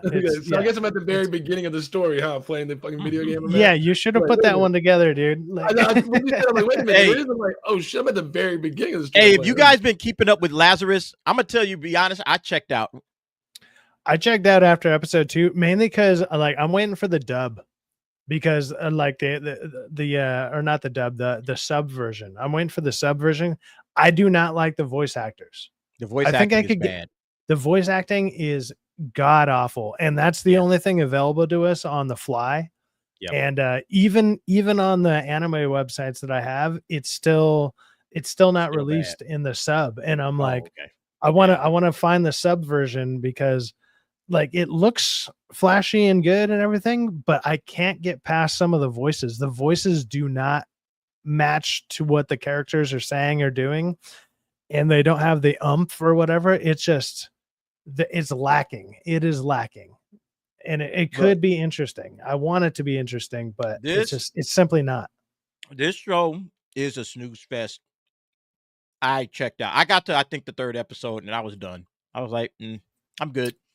Same. I'm absolutely good. Now, Vigilantes is good, but I'm hearing that, I don't know if you guys have been watching it or not, but I've been hearing that it's really not canon, and I don't know how to feel about it, because they tell like the origin story of Stain from My Hero Academia, and everybody's saying that's not his origin story, and I was like, yeah, it doesn't feel right, but they're giving it to us, so I don't know. Have you watched Vigilantes at all? My Hero Academia Vigilantes? No. No. My Hero Academia, I don't remember how far I got into it. I got into wherever they got into that. There's like an arena fight that they all go into. That's as far as I got with that. There's like this domed arena. That's as far as I ever got with that show. And I was like, I kind of like the characters, but I don't know. Maybe I just didn't have the right. The tween hot topic crowd, because every time we talk about anime and we talk about it, that never comes up. The only time I see those is like when I go to Hot Topic, I see a shitload of My Hero Academia stuff. So, yeah, I go there for earrings. Dude, how are you not kicked out of Hot Topic when you're even 10 feet around it? Like, see, look, Watcher, I've heard opposite of this. Okay, so I don't know what to think about it, but I've heard that it's not a prequel. It's like it's a like sort of prequel, and I was like, wait, what? It's like it's not canon. It's telling the stories of like, you know, what happened prior to My Hero Academia, but it's not canon. That's what I've heard, and I'm like, I'm trying to find. I gotta go and get the manga. That's what I need to do, and then I'll be able to figure it out from there. Everybody's saying it's canon. Like, okay, if you say it's canon, I believe you. It's good. It's really good. But I've been hearing like it's weird that people are saying it's not canon. I'm like, these are the same characters. You know, and then it's wait, you know what? Hold on a second. I think I can answer this right. Disney Star Wars is not canon except for Andor and in season 1 and 2 of Mandalorian. We as fans are making sure that's possible. Only Disney Star Wars that's canon, season 1 and 2 of Mandalorian, and all of Tony Gilroy stuff. Okay. So it's not written by the original author. And that's it. That's why I think everybody's saying it's not written by Kohei Horikoshi. He didn't write it. It's written by some guy, Hideyuki Furuhashi. But maybe he gave him permission to do it. I don't know. But yeah, that's what it feels weird. It doesn't feel like My Hero Academia. It just doesn't feel right. So I don't know. But anyway, I ain't gonna dig into that right now. Let's talk about this. All right. Also on Tudum, we got our first look at Tony Chopper. What did y'all think of this? Looks great. Looks great. This looks really good, man. Yeah. I thought the CGI was great. I just didn't like the I wasn't sure how people are going to react to the voice acting, because I don't think I've seen far enough in the One Piece anime to judge what the voice is like. So I was kind of apprehensive about like the kind of girly low voice that it has. I'm not sure if that's what it's like in the anime. I'm not sure. I'm assuming it's probably relatively close, or at least close to the American adaptation. But I wasn't sure. So It's cartoony. It's very. I kind of don't have cartoony opinion on voice. that. I would say the CGI looks pretty fucking spot on, though, from what I know of the character, which is very little. So If this is from I don't have many opinions on it. Adaptation, No. it's got to be spot on. It's like, oh, my back. Oh, I need a doctor. Wait a minute, I am a doctor. It's very like performance-esque. If that's how it is in the cartoon, it's spot on. I don't know how it is, if there's a cartoon, but The mannerisms are very much Chopper. Let's go ahead and watch it. Chopper, you're hiding the wrong way. We can all see you. Chopper, come out! Hi, Tadoom. My name is Tony Chopper, and I'm sorry I can't be there in person, but... Oh, I'm supposed to tell you about One Piece Season 2. Oh, help! Someone call a doctor! That's the part you was talking about, Rockefeller. Yeah, like, this is what I was trying to. This is what I was trying to explain to Rockefeller too. This is all a performative, random animation they made specifically for this event. So it's like this is going to have nothing to do with the actual show. But if this is how the character is going to act and say, like, I'm not going to lie, I found it kind of annoying. I'm like, I really hope you're not like that the whole time. I'm not super familiar with this character, though. I know a lot of people love this character because they also Hulk out and do like the crazy big deer or whatever. Yeah, and they get all crazy. That's what I want to get to. I want to see if they pull that off. Well, that'll be cool. But who's the one chick that always this sees is the the voice this of is the chick also with Tomfa or Tufa wait, or hold on, Tomfa? hold on. So this is also a thing where it's like this is the first like animated character in their crew. So how well are all the actors going to respond to an animated character in their crew? Like how well are these actors going to respond to something like that? That could also be a thing that you're really noticing, where it's like, are your eyes on the same level? It's like, are you actually responding to this character? I have faith in it. Like I really liked season 1. I thought they did it pretty well. But I'm very curious how they're going to pull this off. I'm kind of glad that this one was pushed back to 2026 or whatever. And that's probably why they didn't have a full-on trailer. But, I mean, as far as the animation looks just fine. This fine. I think he looks good. I know I've been hearing people say he looks like trash. All right, he's shit. But I'll be honest, man. He looks like Chopper. I don't know what else y'all wanted him to do. You know, he looks like Chopper. He looks like unless you went practical with the little touch-ups or something, then I'm a gamer. That's as best as you're going to get. I think this looks good, and without spoiling anything, I think his upgraded costume will look even better. You know what I mean? Because this gives me a hype. I told you, the lighting, the shadow, the fucking hair movement. I mean, from a gamer, I can look at this and say, this is good CGI. This is What the fuck are y'all talking about? This shit looks. Why, dude? What are y'all? You're not realizing this is going to have to interact with actual real people, and like look at I mean, you probably don't watch Sonic, but it's like, think about like Sonic, right? Sonic, they actually make Sonic look like he's actually interacting with How real is this people. not That's a all so fucking what? CGI? How is this not a so what? Because this is one of the biggest freaking IPs in the goddamn world, dude. And if you don't realize that's on you. You're a marketing dude, right? Like, if you can't find a way to market this, that's on you, dude. I'm not look. So what about this? So what? This is uninteresting. One Piece. This is uninteresting. This is uninteresting to you. This is why, like I said, if you're the marketer, man, you need to know what the product is you have and sell this. This is why. But how is this? One Piece? How is this good? He don't get it. He don't get it. He doesn't understand anime. Everything. One Piece. That's a pause. You got a One Piece. I got a One Piece. We all got One Piece. What are we talking about here? What is this? Well, according to you, you got 7 pieces at least Monday through fucking Sunday. Like, what are you talking about, bro? Like you got 7, minimum of 7.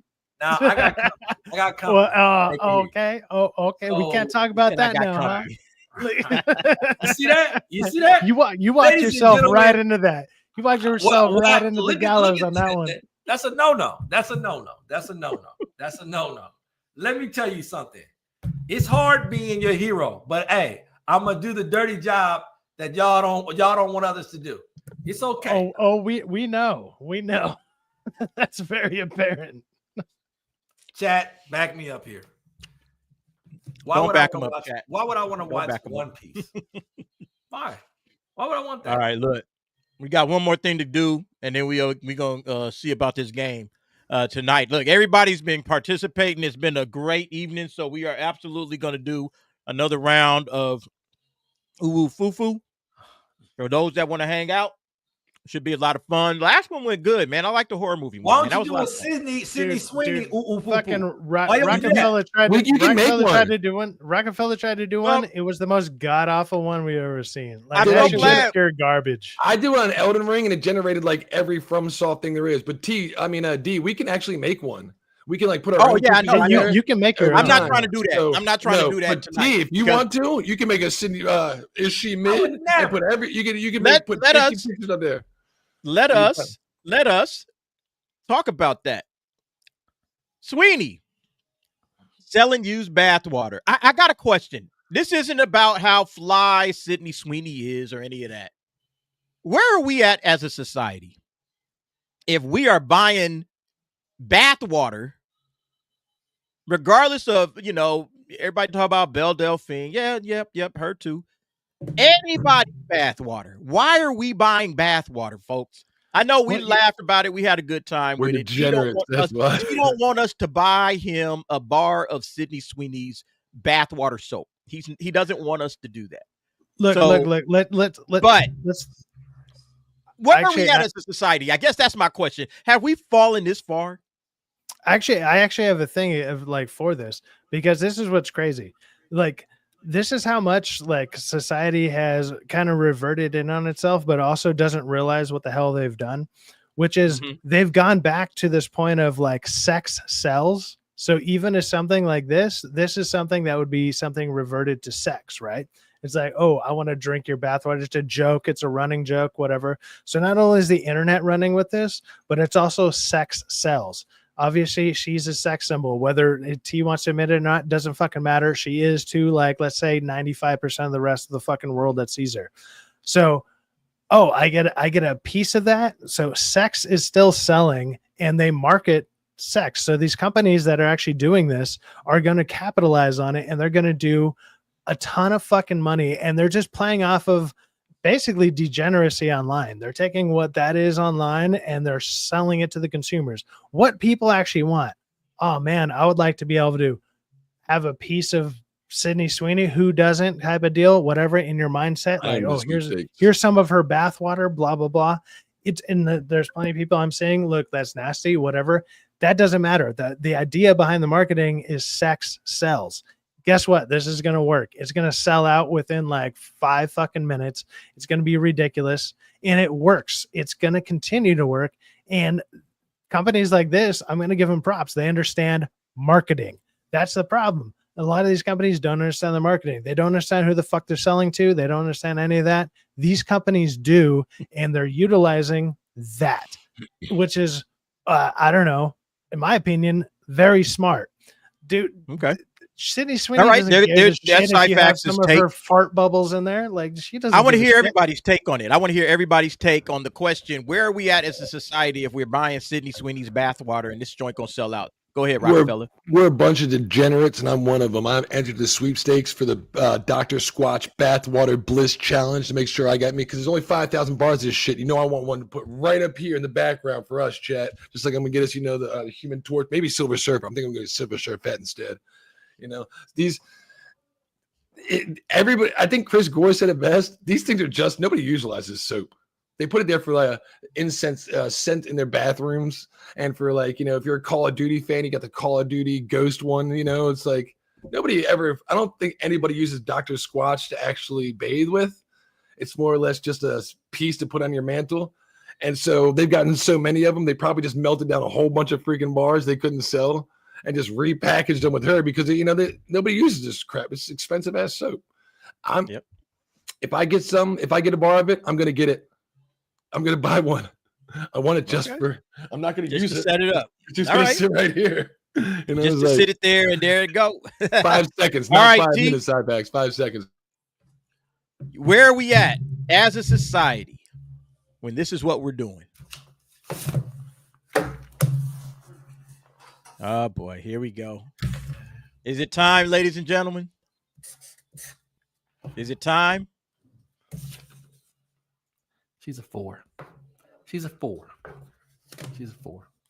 And I didn't ask that. You shouldn't put this on your foreskin. This is terrible, dude. This is when we're at a society right now where we're buying a somebody mid. I can see that was Holly Berry's bathwater, but you're gonna get syphilis. You're gonna get all kind of diseases messing with this girl's bathwater, dude. This is the biggest fake, dude. This is the 42 fake. This is the perfect example of a play action pass. That girl does not look like that naked. That girl does not look good, dude. That's a push-up bra, dude. That's why she's trying so hard. She's not naturally pretty. She's not naturally like, you know what I mean? She's not like a layup, dude. You can't just a finger roll, pause. Well, you don't want to pause. I mean, you can't, you know what I mean? You can't get that. You muted yourself. She wants you to get the wrist flick, dude. Come on, man. Don't fall for her, man. Don't fall for her, man, dude. I see right through it, y'all. I got the X-ray vision, man. I can see right through this girl, dude. She's nothing.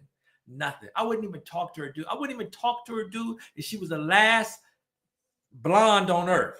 I wouldn't talk to her, dude. And she's not even a blonde. She's not even a real blonde. She's fake. She's phony, dude. This is a phony. This is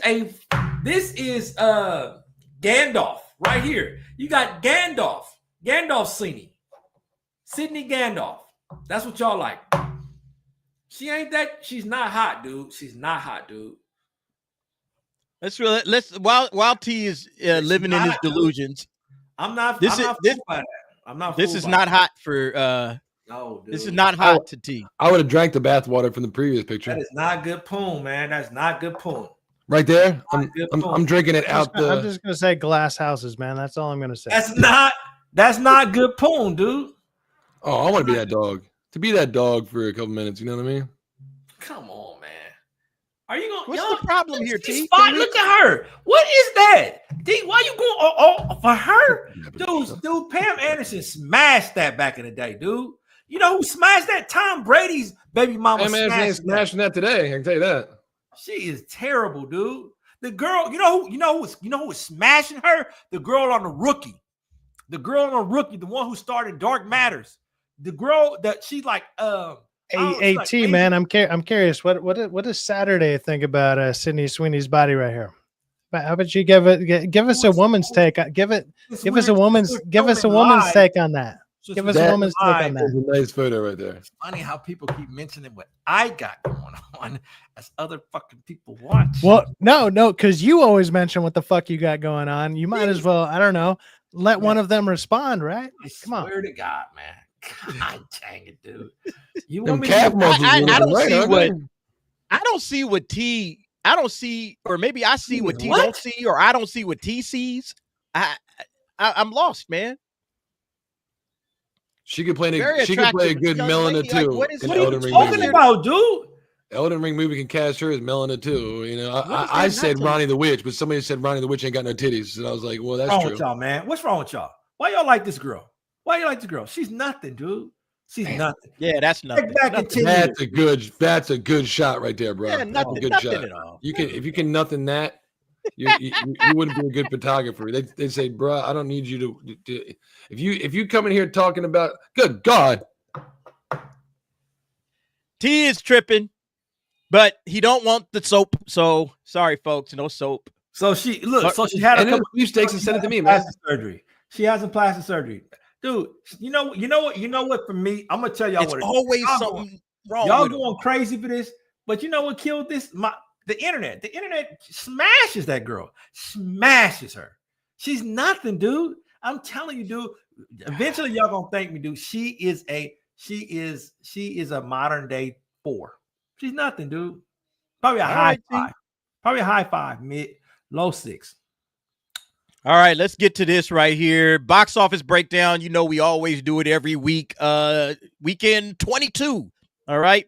So what we got? We got 30 more weekends left for the year. Look at that. Lilo and Stitch obviously took first place. Mission Impossible, second place. Karate Kids, Legends, third place. Final Destination, Bloodlines. Great horror movie. Still hanging in there, doing great. Fourth place. And then Bring Her Back coming in fifth place. I got to go see that. Sci-Fax, you said Bring Her Back was pretty good, right? Yes. With that being said, also right before the stream, I finally did my review for Bring Her Back. If anybody after this would like to go check it out, please go view it. It only has a few views because most of the people that probably watch my stuff are on this channel right now watching this. But if you guys can go check out my review, give it a like, or if you don't like my review, go ahead and give it a thumbs down. It's all good. Give it some interaction. But yes, my review on it is positive. I like the movie overall, and I like these directors. I think they're gonna. I hope they go on to do bigger and better things. And based on what they've been doing, I think it's gonna do well with their budgets because A24 does not do big budgets. Yeah, I need to go crazy. check it out. It's pretty crazy. I've heard it's great. Yeah, I've heard from multiple people that this is a really, really good movie. So I'm gonna go check that out. What movie? What's that? It's called Bring Her Back. It's a horror. It's a psychological horror / thriller movie.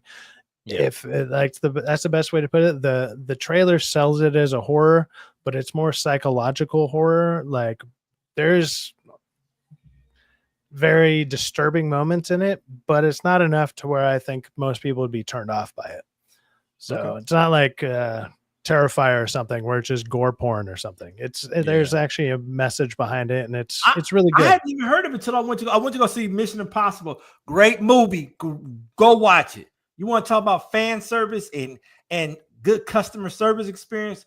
Watch Mission Impossible, man. Tom Cruise, phenomenal. There's a lot of things wrong with the movie, but a great movie, man. Great movie. I still like the movie. Yeah, I think there's a lot of it's very in terms of the Mission Impossible franchise itself, it's like it's towards the bottom. I'll be very honest with you. Middle, if not towards the bottom. Yeah, by far. But overall, it's just a movie. If you're just watching a movie, I liked it. I thought it was a good enough movie. It got the job done, but I wish they finished the franchise a lot stronger. I see what y'all were saying about Gabriel. Fuck, man. I love Esau Morales, man. We don't, dude. He doesn't get enough credit, dude. But I don't. No spoilers. But he went from being a serious ass fucking character to like a fucking clown in the movie. Like literally, his character between Act 1 and 3, he went from serious guy to Ronald McDonald. Did you feel that? Anybody else feel that or no? I thought he was much better in the first movie than he is in this movie. Yeah. That's the biggest problem with these last two movies is their villains are they're kind of a joke. They're like the real villain is AI, and the villain is AI. I agree. I agree. The underwater scene Terminator. Is ridiculous. That movie was long and they cut out scenes. That movie was long. Like the underwater scene, totally they just movie magic. It's a long one, man. Look, finishing up the top 10, you had Sinners coming in at 6, Thunderbolts at 7, Friendship, The Last Rodeo, and then J-Hope Tour. I was looking that up. What that is, that's the BTS guy from J-Hope. He's on the BTS guy. This is his last concert before he goes into the army for China. So he's actually quitting BTS and going into the army. And I was like, that's pretty cool. So they're doing like, it only made $1 million tour sort of thing. Send out tour from. But hey, wait, hold on. Like, can we bring this back real quick? Right to Sinners, at number 6. Look at that. Overall total gross $267 million. It finally made his money back. It finally made his money back. So it's actually profitable. Sinners is actually profitable. So, hey, good for Sinners, man. And like a lot of people actually liked it. It hyped it up enough to where even this far into its run, it actually started to make its money back, because it was looking kind of iffy there for the last couple of weeks because all these big movies coming out. But even this came in, yeah. Even with this last week, Korea, 5 million. Shout out to the That chat. was like a month and a half ago, 2 months ago. Minecraft, let's see. It's still in there. It's still in the mix at number 12, but yeah, I mean, it's pretty much done at this point. I went and saw The Accountant 2 also this past week. Accountant 2 is good too.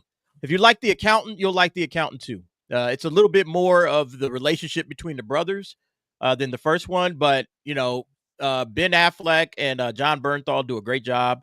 It's plenty of action. I think you'll like it. So yeah, I enjoyed The Accountant too. What is friendship? What is friendship? What's that?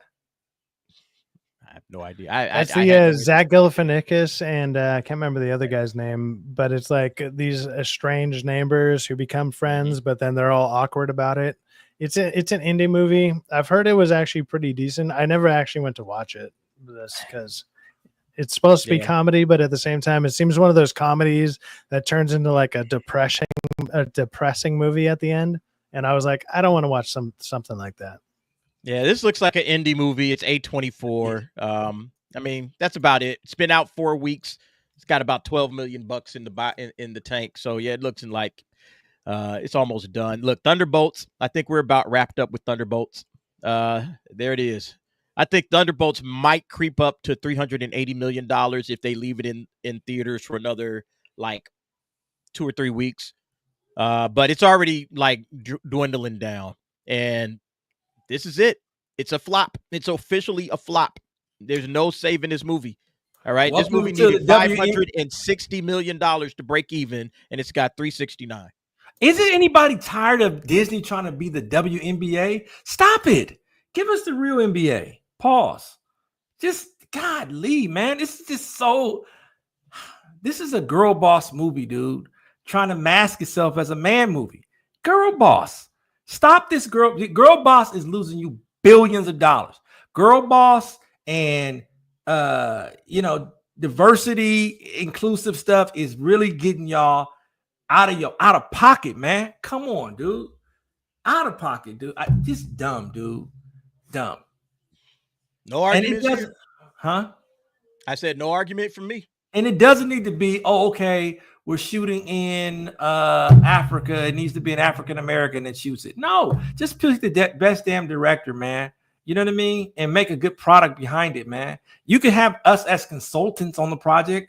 Damn, like you can have anybody as a consultant. Just do better, man. This is, and you got her in the front. She should be in the back. Back of this poster, dude. Bucky up front. Well, when you see the movie, I mean, she is the leader of basically the whole movie. She's the main forefront of the whole movie. So it makes sense, but that's not great. That's not great for the movie. There could have been other characters that you could have thrown out there. I think if she spoke without that accent, it would have gone a lot further. She spoke another dialect, and it doesn't sell well like how the Wakandans or Dora Milaje sells.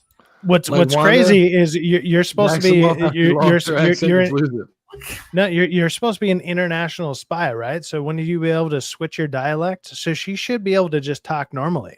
Yeah, right. So somebody that came out of the Red Room like her sister. Yeah, you should be able to just talk normally, and then all of a sudden she talks to somebody with a Russian accent, and then boom, she hits him with some Russian, and then talks with a little bit of Russian accent. You should be able to switch your dialect. You shouldn't be like so honed in. You're trained to be an international spy. You should have. Well, I think all she the was dialects. more of an assassin than anything, but she was raised in America. I mean, they kind of all were to a certain. She was raised in America too. She should have an English accent.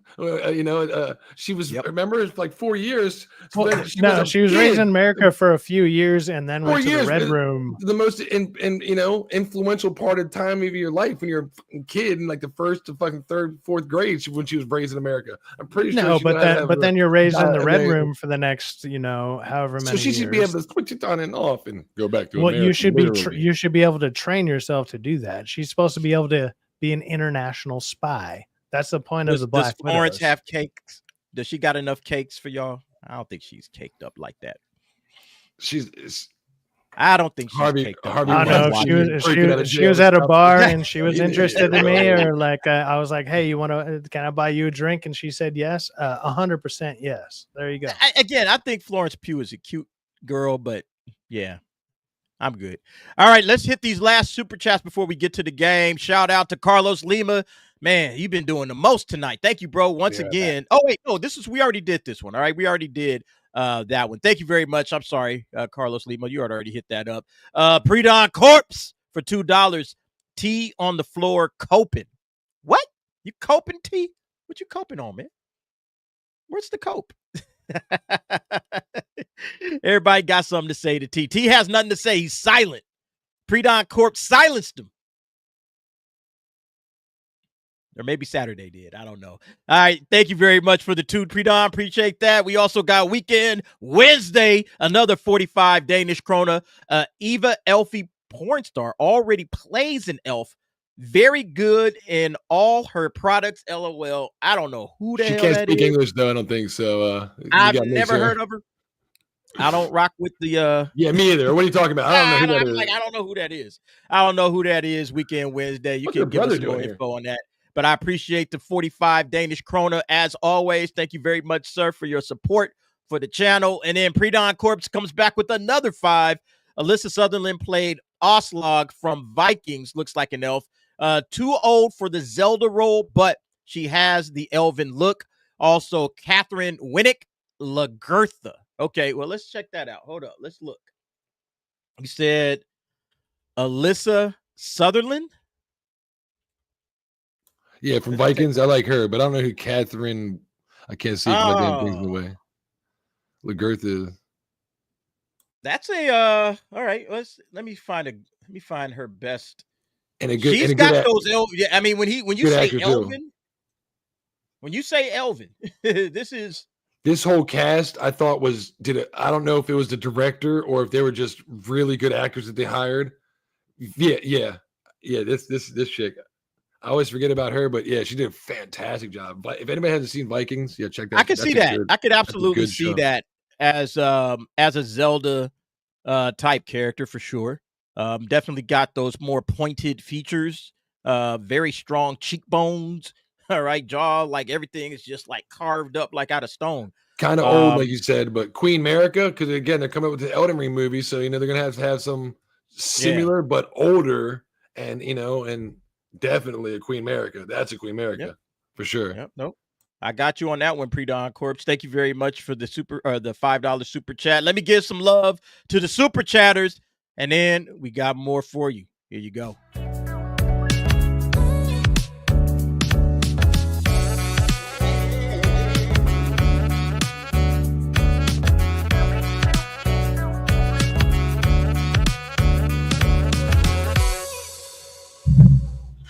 All right. Here we go. Movie villains. It's time to play Uwu Fufu. Wait. Slow down. Let's explain the rules. So basically, let's explain the rules. We walk through every character. We pick a winner and a loser in each round, and then we'll advance. And at the end, we will have the best movie villain out of this list of 32. Okay, so T has already said David from what was that? Prometheus, right? Yeah. All right. Rockefeller. He being correct. I'm going with Colonel Landa. Hans Landa is my choice as well. Syphax, where you at, bruh? All right, we ain't gonna wait on Syphax. We got a 2-1. We could just kind of roll with this. Yeah, I think you can take Syphax position. We know who it is. Yep. I think Syphax would have said Hans Landa as well. So we move on. All right, Davy Jones. All right, from Pirates of the Caribbean or this is a semifinal. This is bruh. They be throwing these early matchups, and you're like, what? Yeah, some of that's what it'll take you off about this game, T. Some will be like the end game will be right off the gate, and you get some other ones that what the hell? Why couldn't we get like him versus like a weak one and then the other one versus a weak one? They always put like the headliner right up in the gate. Like, I just don't think there's any way you don't choose Loki. Yeah, like, well, if you're a Bill Nye fan like me, you choose Davy Jones because wait a minute. All right, hold up. We got Joseph Landon is saying Davy Jones. Emily Kruger is saying Davy Jones. name because Loki got ruined. That's right.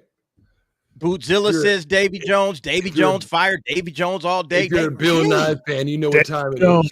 You got Davy sci-facts, Jones. bitch. Let's go, Davy Jones. He's the best voice actor and How do you one of guys the best go against performance Loki? actors I've ever seen, and he's an old fucking man. Bill This Nye is is the shit. OG for Avengers. This was the villain in Avengers. I am not saying he isn't. I'm not He saying has he's not some a of good the actor.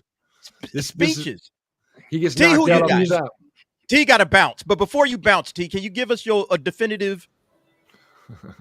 You know I like Loki, man, but Davy Jones is dang, man. This is hard.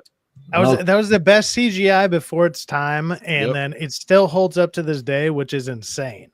And they just I don't killed him. In Pirates of the Caribbean 3, they had a gold mine there, man. They just that was a trash movie, man, compared to number 2 was their best movie, dude. Damn. Loki. And then with the Loki shows being out there and available for us to watch, fuck Loki. Really? 100%. Wow, dude. I like Loki. I Loki. Loki. Everybody's saying Davy Jones, and I guess it's Davy Jones, but Jesus, man. He was Loki, menacing. I'm out of there. All right, we got Marlon Brando. Brando. Yeah, Marlon Brando from Apocalypse Now or Doc Ock. Doc Ock, dude. Octopus, seriously. Brando's cool, but Did y'all say, have y'all seen Apocalypse Now? yeah, Answering like that? yeah, but I mean, this Dr. Octopus right here, this Dr. Octopus. This is a fucking great villain. Yeah, For this Dr. superheroes, Octopus. Bruh, he was a Number great 1, and then number 2 is PS4 Dr. Octopus. I mean, these are the Spider-Man villains you want. It hurts more when it's your professor, your mentor, the person you look up to, and T, you're muted. You're yelling at me for no reason. Bruh. Yeah, I'm going with Doc Ock as well. Even though I think Marlon Brando's performance in Apocalypse Now was absolutely incredible. But yeah, Doc Ock all day, man. Doc Ock. All right, look. Oh no. Again, this should be in the later. These should be 1 through 8. You know, like 1 through 8. Matches. There's no way in hell that you don't pick Joker, right? No way in hell you don't pick Joker, but especially on this channel, we're all comic book fans. Joker It's stands a comic out. book Come channel, on, yeah. But the 2 on the right, you got to give them their credit because when Samuel L. Jackson says it when he walks up on the horse, he's like, "What?" Crazy. That's 2 versus 1, and I think Joker still wins. When he breaks his damn hand, he gets all serious. He's like, "These are great performances." But Joker is going to knock him out of the park. How many times in movie history can you look at a movie and say I didn't want it to end? And I guarantee you, 2 out of 3 people are going to say I didn't want this movie to end with Joker. Man, it was brilliant. We dude. definitely wanted him again in the sequel. Unfortunately, you know, what I mean, we didn't get that. How did that not win Best Picture? How did that not win Best Picture that year? I don't understand that. Dude. Comic book. They weren't doing comic. They weren't taking comic books seriously. But they gave him a memorandum, if I remember right. They gave him a posthumous award because he died. He got the posthumous award. Yeah, he got that. All right, we going Joker. Man, well, that's a rough choice. That's a rough choice. Oh man, damn. Raul Silva or Godzilla? Raul Silva. Can't even close. Is Godzilla really a villain though? That's what I was gonna say. Godzilla isn't the villain, but I'd pick Godzilla like over the 2 of them. I think Godzilla, but Godzilla's oddly enough, since he's not really a villain, like he's kind of neutral. He's just a creature doing his thing. Like, yeah. So I guess Raul Silva. Godzilla did nothing wrong, man. I would like to go with Godzilla just because Godzilla's dope as fuck. But it's Silva. I mean, hey, where that looks? Do we have mods here? That looks like Godzilla -1. spamming He's the chat. kind of Can a villain in handle that, that? man. He destroys cities and everything. Like, who's spamming the chat, D? Is somebody in the chat just spamming the same thing over and over? I don't even know who what that I'm is. just saying somebody. Who? I can remove him. Whoopie doo. Just take care of that. I think Raul Silva, honestly, is the easy choice because I don't even think Godzilla's 30 minutes. Boom. I don't even think Godzilla's a villain. You're gone. Sorry. Yeah, I don't think Godzilla's he's done some mean things, but you know what? I bet maybe he is, because villains don't think they're villains, and they're just doing their normal things, and you know that's the best villain. I think if we're going to like, human villains, Raul Silva is a little worse. Yeah, I got whoop to do. I put him a timeout for 30 minutes. He can come back later, but all right, thanks, man. Hey, okay, so yeah, I think Raul Silva got this. That's an easy call. Godzilla's not a. Here we go. Xenomorph. Xenomorph was in the horror villains. Or Megatron, bruh. Come on. See you, I'm thinking Megatron, because Megatron is an actual hater and he understands what he's hating on. The Xenomorph doesn't. The Xenomorph is just surviving. Yeah, and it's just. I mean, yeah. I think Megatron is just like the. Megatron is like just hating. That. Yeah. Yeah. Two great villains, but yeah, I think you got to go with Megatron for sure. Yeah. Because we got to remember what we're looking at here. Oh, shit. Red Queen from Resident Evil. Yeah. Or, well, they just says Heat. That's Robert De Niro from Heat, who was the bank robber. I didn't really find. I mean, it looked great. Queen. I'm going to go with Red Queen. I feel like he was kind of like relatively neutral. Like so many of those roles in those old school kind of movies like that with Heat, they're kind of like they still know their line, but sometimes they just go a little above their line. Yep. All right, we got Shark Tooth and Quaritch from Avatar. Who's no, Shark Tooth from? Land Before Time? Shark Tooth is from Land Before Time, I think. Yeah, okay. And then, was it Land Before Time or? Is that the name of those movies? No, I'm gonna go with Quaritch just because that's the one that I remember the most. I haven't seen those movies since I was like 5 years old. Which if that is Land Before Time, it scared the shit out of me when I was a kid because that's how old I am. Don't look up at it. Well, see, that's another thing of like a mindless beast versus someone who actually knows the actions that they're doing. Right, exactly. Yeah, I think Quaritch is also my choice on that one. Ooh. I might have to go with the same thing with Kamado. It's the same thing. It's a mindless beast. Jaws is obviously an iconic villain. It sparked fear in so many people. Jaws is he is the legitimate. He's the quintessential thing that really villain. The first blockbuster ever. That's the thing, though. He's not a villain. He's just a thing doing the thing that he knows best. He's not.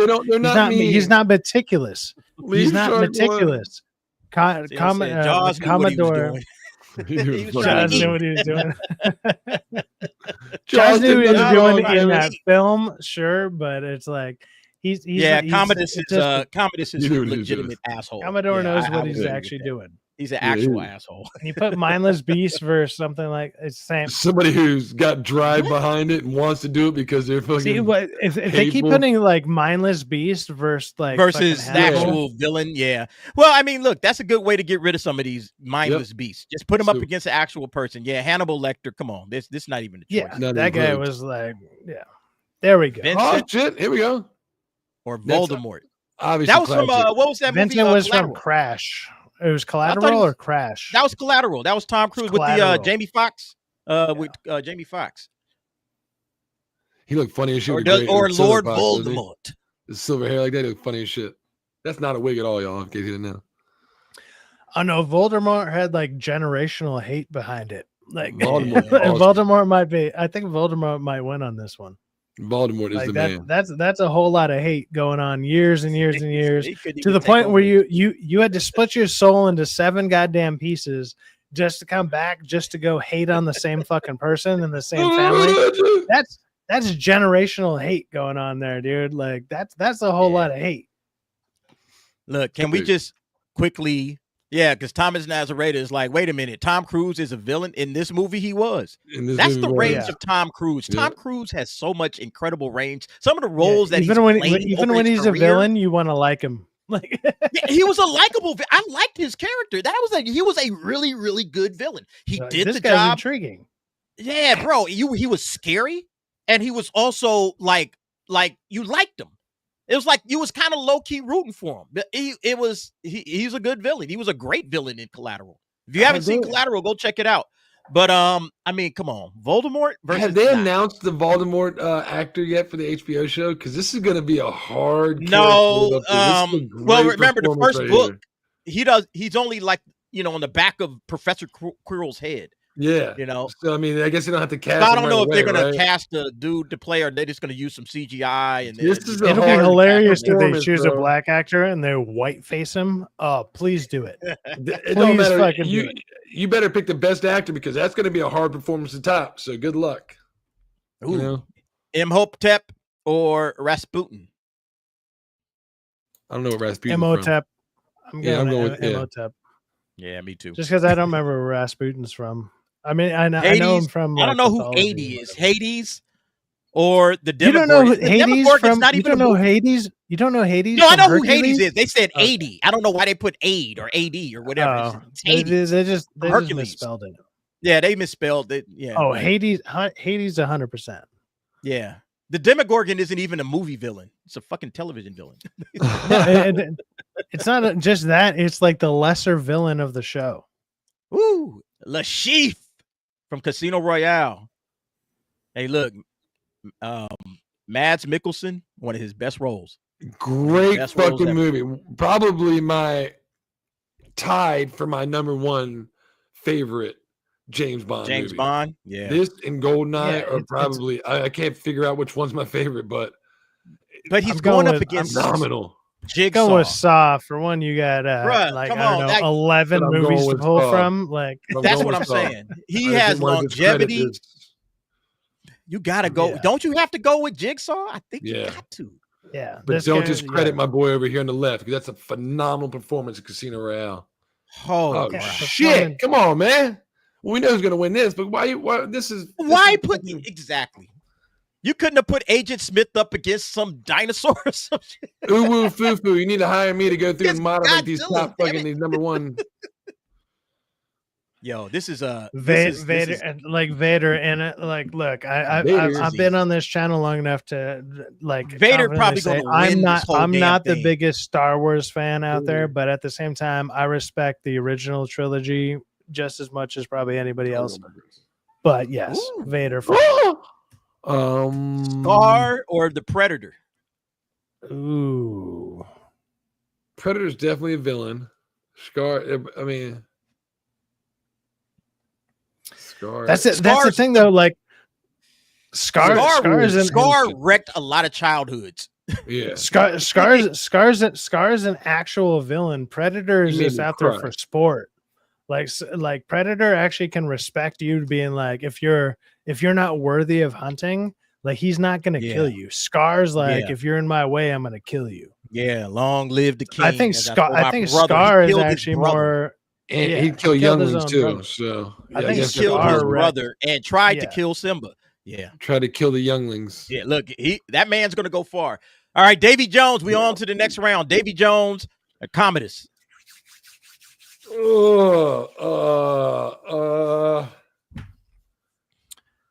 This is a hard one right here for sure. Chat, throw it in there, chat. Who do y'all got? Because I think we got to think about this one. Let's make the case. Look, y'all love Davy Jones. I think Davy redemption. Look. I like Davy Jones because, like, Davy Jones, like he unintentionally kind of enslaved a bunch of people because of a curse of something, and then he kept them there for this certain reason. Also, I can say that I like the CGI, but that shouldn't matter with the villainy, right?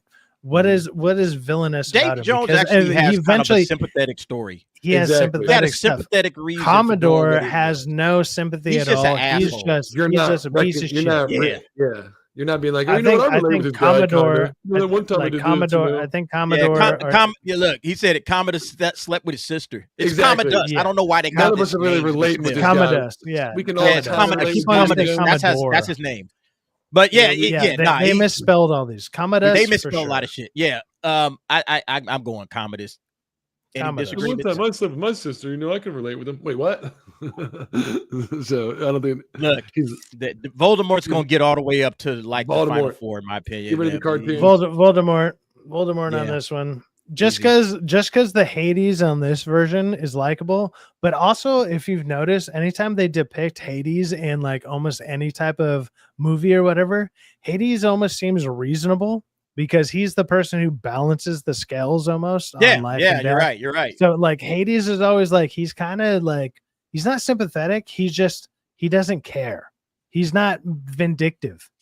He's just like, whatever. I think in this movie he actually tries to aim for like the throne or whatever, but he actually overall doesn't really care in most iterations of him. Voldemort Draconis, is we're like, looking at all of it. I want to answer this gonna question so everybody understands. We're looking at everything, just the overall villainy, if you will. Yeah, total villainy. Like, who is he? What is his motivation? What was his effect on the movie? How much agency did he have? Is he a mindless creature, so I guess we gotta compare it to like just these movies specifically? Yeah. Like, I would still say Voldemort has more nefarious things going on. Yeah, I agree with this as well. James Ares from God of War is awesome. We're talking about this Ares right here. Yeah, we're going with Voldemort. Oh shit, easy. Again, I think it's Joker. Yeah, the Joker going on with Joker. Yeah, I don't know who's gonna beat the Joker. Joker pitched man versus man, which is crazy. You know, I like Doc Ock here. Easily, Doc Ock. Doc Ock. I'm going with this comic book driven panel. It should be pretty heavily influenced. He's going to be okay. This one's going to be hard. Ooh, this is a good one. Hans Landa or Hannibal Lecter. I think Hannibal, but does anybody have a case for Hans? Eats people. Villain though, movie villain. Well, I mean, if we want to go the PC route, we could be like, well, Landa wants to just go against all the anti-white and blah blah blah. Shut the fuck up. It's Hannibal. It's Hannibal every day, all day. Landa. I'm going with Landa. So chat. I say Landa was better. Villain. Oh, it's easy. Sorry, Raul. See ya. Get the bricks. Pick rocks, brother. Get the rocks. Yeah. Get the rocks. It's Vader. Vader easy. Saw or Scar? I'm actually going to go with Scar because the limited amount of time that you had to do with it, he actually went out of his way to kill his own brother. Saw was doing something out of something that happened to him way later in life. I'm going to go with Scar. That's my reasoning behind it. Rockefeller? Yeah, I'll go with Scar. I want to play a game. Okay. Ooh. Scar it is. Scar. Quaritch or Megatron? This is a good matchup. Again, we got some good matchups now. This is a good matchup. I think this is the lesser of these second round matchups. I think Megatron got this one easy. Megatron. I was going to Megatron. Like, this guy realized he felt he was betrayed by his whole planet, and then he literally is going against his whole planet. The Quantage is just going against some commands. Like, that's it. That's a bad picture, Megatron, though. I could have got a better one there. All right, we go up to the next round. Here we go. Elite 8. Scar or Voldemort? I'm going Voldemort. It's generational hate. Not only that, like I said, he went out of his way to split himself into so many pieces to be able to come back to hate on their child. That's kind of crazy. like I'm gonna go out of my way to haunt your child. Voldemort is kind of like evil personified. Yeah, he really is. Yeah, and Scar. I don't know. I didn't see the. He kind of did one bad thing and then he got ended. You know, did the prequel give Scar any sympathy? Is there any sympathy for Scar in the Mufasa? I never saw it. I didn't see it. No, I mean he gets taken out by hyenas. That's a weak ending for him, man. Come on. Yep, I agree. All right, Boldy it is. Commodus versus Hannibal Lecter. Ooh, Lecter got to go. Really? Yeah. Well, it depends. That's what I'm going for. Is it one person who's vindictive against one person's family, or is it Hannibal Lecter who's so focused on fucking one person up specifically? Because in the movie, he kind of just seems like he's really targeted on one person. Is that more messed up than eradicating somebody's family, learning about it, understanding that, and still going forward with it? Which one is worse? What's his main goal, Hannibal, in fucking Silence of the Lambs? Is this Hannibal or he's a fucking serial He's killer? just, He's a he's weird just a serial killer. He just wants to mess with people. I thought he had like, he gets but he's like inside your crazy head. intelligent too. So I thought he had like a Oh government. no, he behind is, it, like but some that's how he kinda- messes with people. I thought there was like a bigger like ideology behind it than Like I don't to know. me, Commodus is he's like a spoiled brat almost, and he's not getting his way. When he doesn't get his way, he just basically takes it out on people. He's kind of it's like, again, he's just an asshole that doesn't really have any redeeming values. There's some redemption with Hannibal because he does in Silence of the Lambs help Clarice, find Buffalo Bill, and he does have a little bit of a redeeming value. Commodus is just a fucking asshole, man. And if we're going off a Hannibal, like the actual Hannibal movie, he only takes out some fucked up people in that. He does some fucked up shit, but the people he does it to, it's like they almost deserve it, but he does it for his own gain. Yes, which is because of his own personal crazy cannibalistic instinct and all that shit. So, I mean, as far as like this comes down to personal versus pride. It's like personal versus pride. Commodus is doing it for pride. Hannibal is doing it for personal reasons, which is his own. So what is more villainous, doing it for yourself or doing it for a prideful reason? I would say Hannibal might win just because it's so personal. It's like he's vindictive and like he wants to be evil simply to be evil. Commodus just wants to do it to prove a point. Yeah, he's just like a little spoiled ass kid. I think Hannibal is more vindictive. I think you're right. Megatron versus Doc Ock. Whew. Round 3 begins. Fight. Here we go. I'm going with this one's oddly easy for me. Fan. It's easy. Who you got? Megatron? I'm going Megatron because like he feels his whole planet betrayed him and everything. Dr. Octopus is just depending on what version of you look at him, but I mean if you're going off just the yeah. So he's like some redeeming qualities. He stops at the end. Controlled by something else that starts making his mind fucked up. That's not his real intention. Like he had an intention, and then that intention gets amplified by the thing that that he created, and that amplifies that, and it like shoots it into his head basically, and it overtakes him. I think Megatron is doing it on purpose. Octopus is not. And Megatron is definitely more intentional. Megatron is doing it intentionally. Doc Ock was getting. I'm being the voice of reason here. I'm just being like, look. I like I like that. I like that because I was already kind of leaning towards Megatron anyway, but I was trying to see what case there was for Doc Ock being Doc Ock is one of my favorite villains of all time in comics. Spidey, I love that. Doc Ock is the way he was portrayed. No, my point is the way he's portrayed in this. It is more of a sympathetic. He even saves the day at the end. At the end of the movie.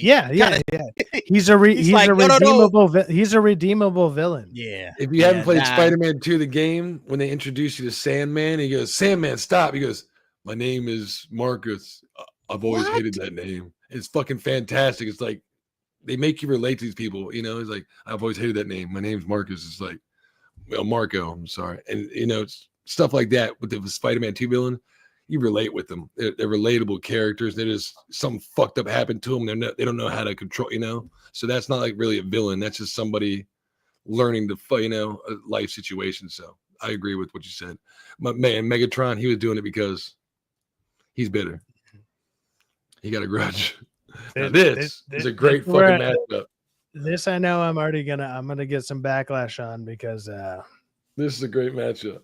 No, honestly, whoever you pick is the right answer because they're both like this should be the finals, and this is in round and I'm going to bring last round in here. This is the thing though. Redeeming qualities, people that because this is Darth Vader. It doesn't say from a certain movie. It just says Darth Vader. He has some redeeming qualities. He's a great villain, but why is he doing it? Because he's been lied to and deceived. You ready to hear my argument? Joker knows what he's doing 100%. I don't. Ready I to don't. hear He know. my just wants to watch the world burn. Ready to hear my argument? So, Mhm. yes, like you were just saying, Joker not only knows his argument, and not only that, he's pitting people against people while he's doing his own thing. Darth Vader, on the other hand, is like he's being evil for evil's sake in general. He has no real purpose. Like he's not actually, he doesn't no, he have has any purpose. real aim. No. He kind of does to a certain degree. But He even was at trying the to learn the dark side so he can resurrect somebody. Shut up. Hold on. Give me a second. Sorry, I didn't mean to say shut up. But he, even at the end of it, he actually comes back around. Joker never comes back around.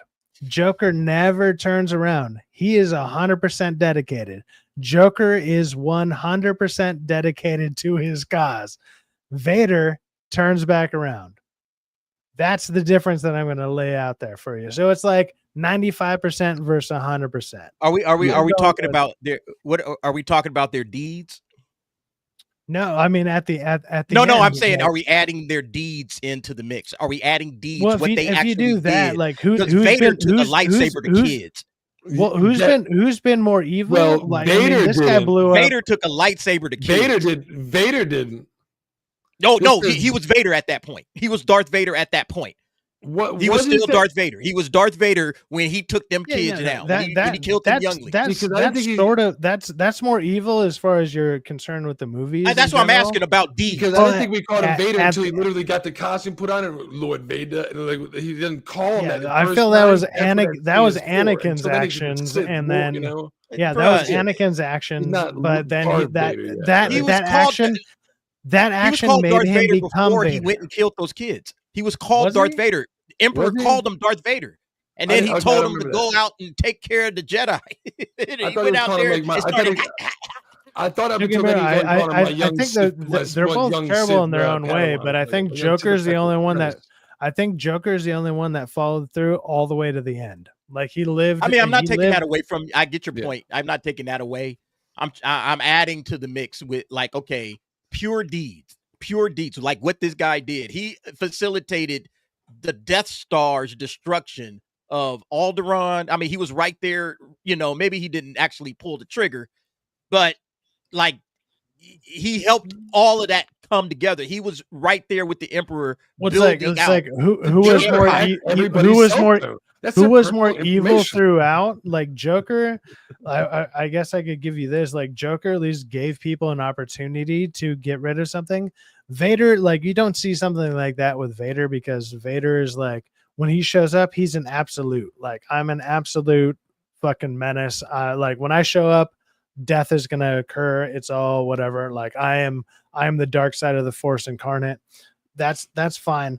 But with Joker, it gives people the opportunity to be good and bad, and it gives you a whole different dynamic to how evil everything else around them can be. And I find that way more interesting than just somebody being like, I show up, I'm bad. Like I find all right, Rockefeller. I look, I already know who I got. I know who Cyfax got. What do you say? Joker. I'm sorry. There's some redeeming quality with fucking Vader. Joker. I think majority wins, I guess. That's a tough one for me, man, as a Star Wars guy. Look, y'all see what I got on right now. Hey, all right, you see what I got on right now. This is hey man, I feel I'm making pretty good arguments here. All right. Like come on. All right. Well, now it's time to argue between Joker and Megatron.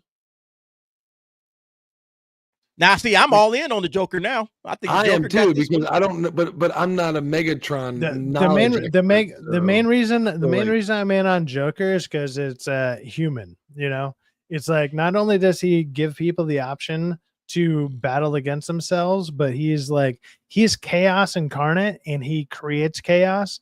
Megatron is just out there for destruction. And movie villains, as far as like what would be better or worse, if somebody's just out there for destruction, anyone can just go blow up anything. Joker could have done that too. He could just go out and blow up shit. Like that's apparent in the first scene of the Dark Knight movie. Yeah. He can just go out there and blow shit up. Megatron, obviously, he's a force of destruction. He's a giant freaking robot. He can do all sorts of crazy shit. He can go out there and get revenge for his planet, whatever he wants to do. but the Joker gives people like a choice, and that's more diabolical in my opinion than Megatron. Like Megatron isn't calculated. He just does stuff. Yeah.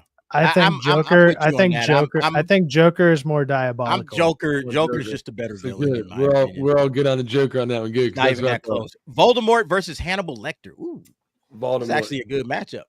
Voldemort, it has his, problems, and he's kind of has his weaknesses. I think that because I know the next round is the finals. So who do you want to go up against the Joker? Voldemort. I'm gonna have to go with Exactly. Voldemort, dude. Yeah. Like I said, this guy split himself into so many pieces, came back and like haunted this He's kid the epitome for of fucking evil. years. Yeah, like he's the epitome of evil. And there was no turning. He never flipped at the end. He and the Joker are kind of both committed and dedicated all the way through. So yeah. So like here Hannibal, comes the Hannibal finals. basically when the Hannibal stuff came out, like I he kind think of that basically Hannibal has some redeeming values to Oh him. no, he's a that great villain, Voldemort but he just messed. does not. As far as what we're given, we're basically given one storyline that he kind of messes with just one person. So Yeah. that's all we're given. So that's all we're given. But when it comes to someone like the Joker and Voldemort, we're giving like there's a lot more messing around that goes on that I think expands that idea. I think this is a much better matchup. This is hard, and I'm gonna tell you why. Because Joker's trying to do what he's doing is horrible, but he's trying to do like a Thanos type deal. He's trying to reset the financial fabric of society, and he's trying to earn not only money but then eliminate it and make and suffer and change the political power. And he's trying to make people level again. Not having like billionaires and then low Right. and then bums. He's trying to have everybody on an equal playing field, and the way he's going about it is incorrect. But he has an overall idea where it's, if he wasn't psychotic and insane, he's really thinking in his mind he's helping humanity. He's doing something to push forward humanity needs this. In his brain, he thinks he's doing something right, but unfortunately, we know that he's mentally fucked up, and he doesn't really understand what he's doing is a horrible thing. The way he's going about this is not right. Voldemort knows what he's doing. He knows what he's doing, and he's doing it. They both know what they're doing. He's doing it for. They're both committed. All right, they're both committed to their two sides, like what they're trying to do. This comes down to a little bit more chaotic. He's just kind of doing whatever comes to mind. Voldemort is very calculated. He's planning things. Calculated 20 years. Yeah, he calculates something. It basically comes down to calculated chaos, which would be Voldemort. Like Voldemort is calculated chaos. He's like, oh shit, I'm about to lose this. How do I get away from this? He had like a 20-year plan in his making. And then you have Joker, who is like, I am chaos incarnate, but I'm just doing it on the fly type of deal. Like, what is more volatile? What is more of a movie villain? I mean, I would say the easy thing would be to be like Voldemort because he had more movies. Sadly, because Joker wasn't available or Heath Ledger wasn't.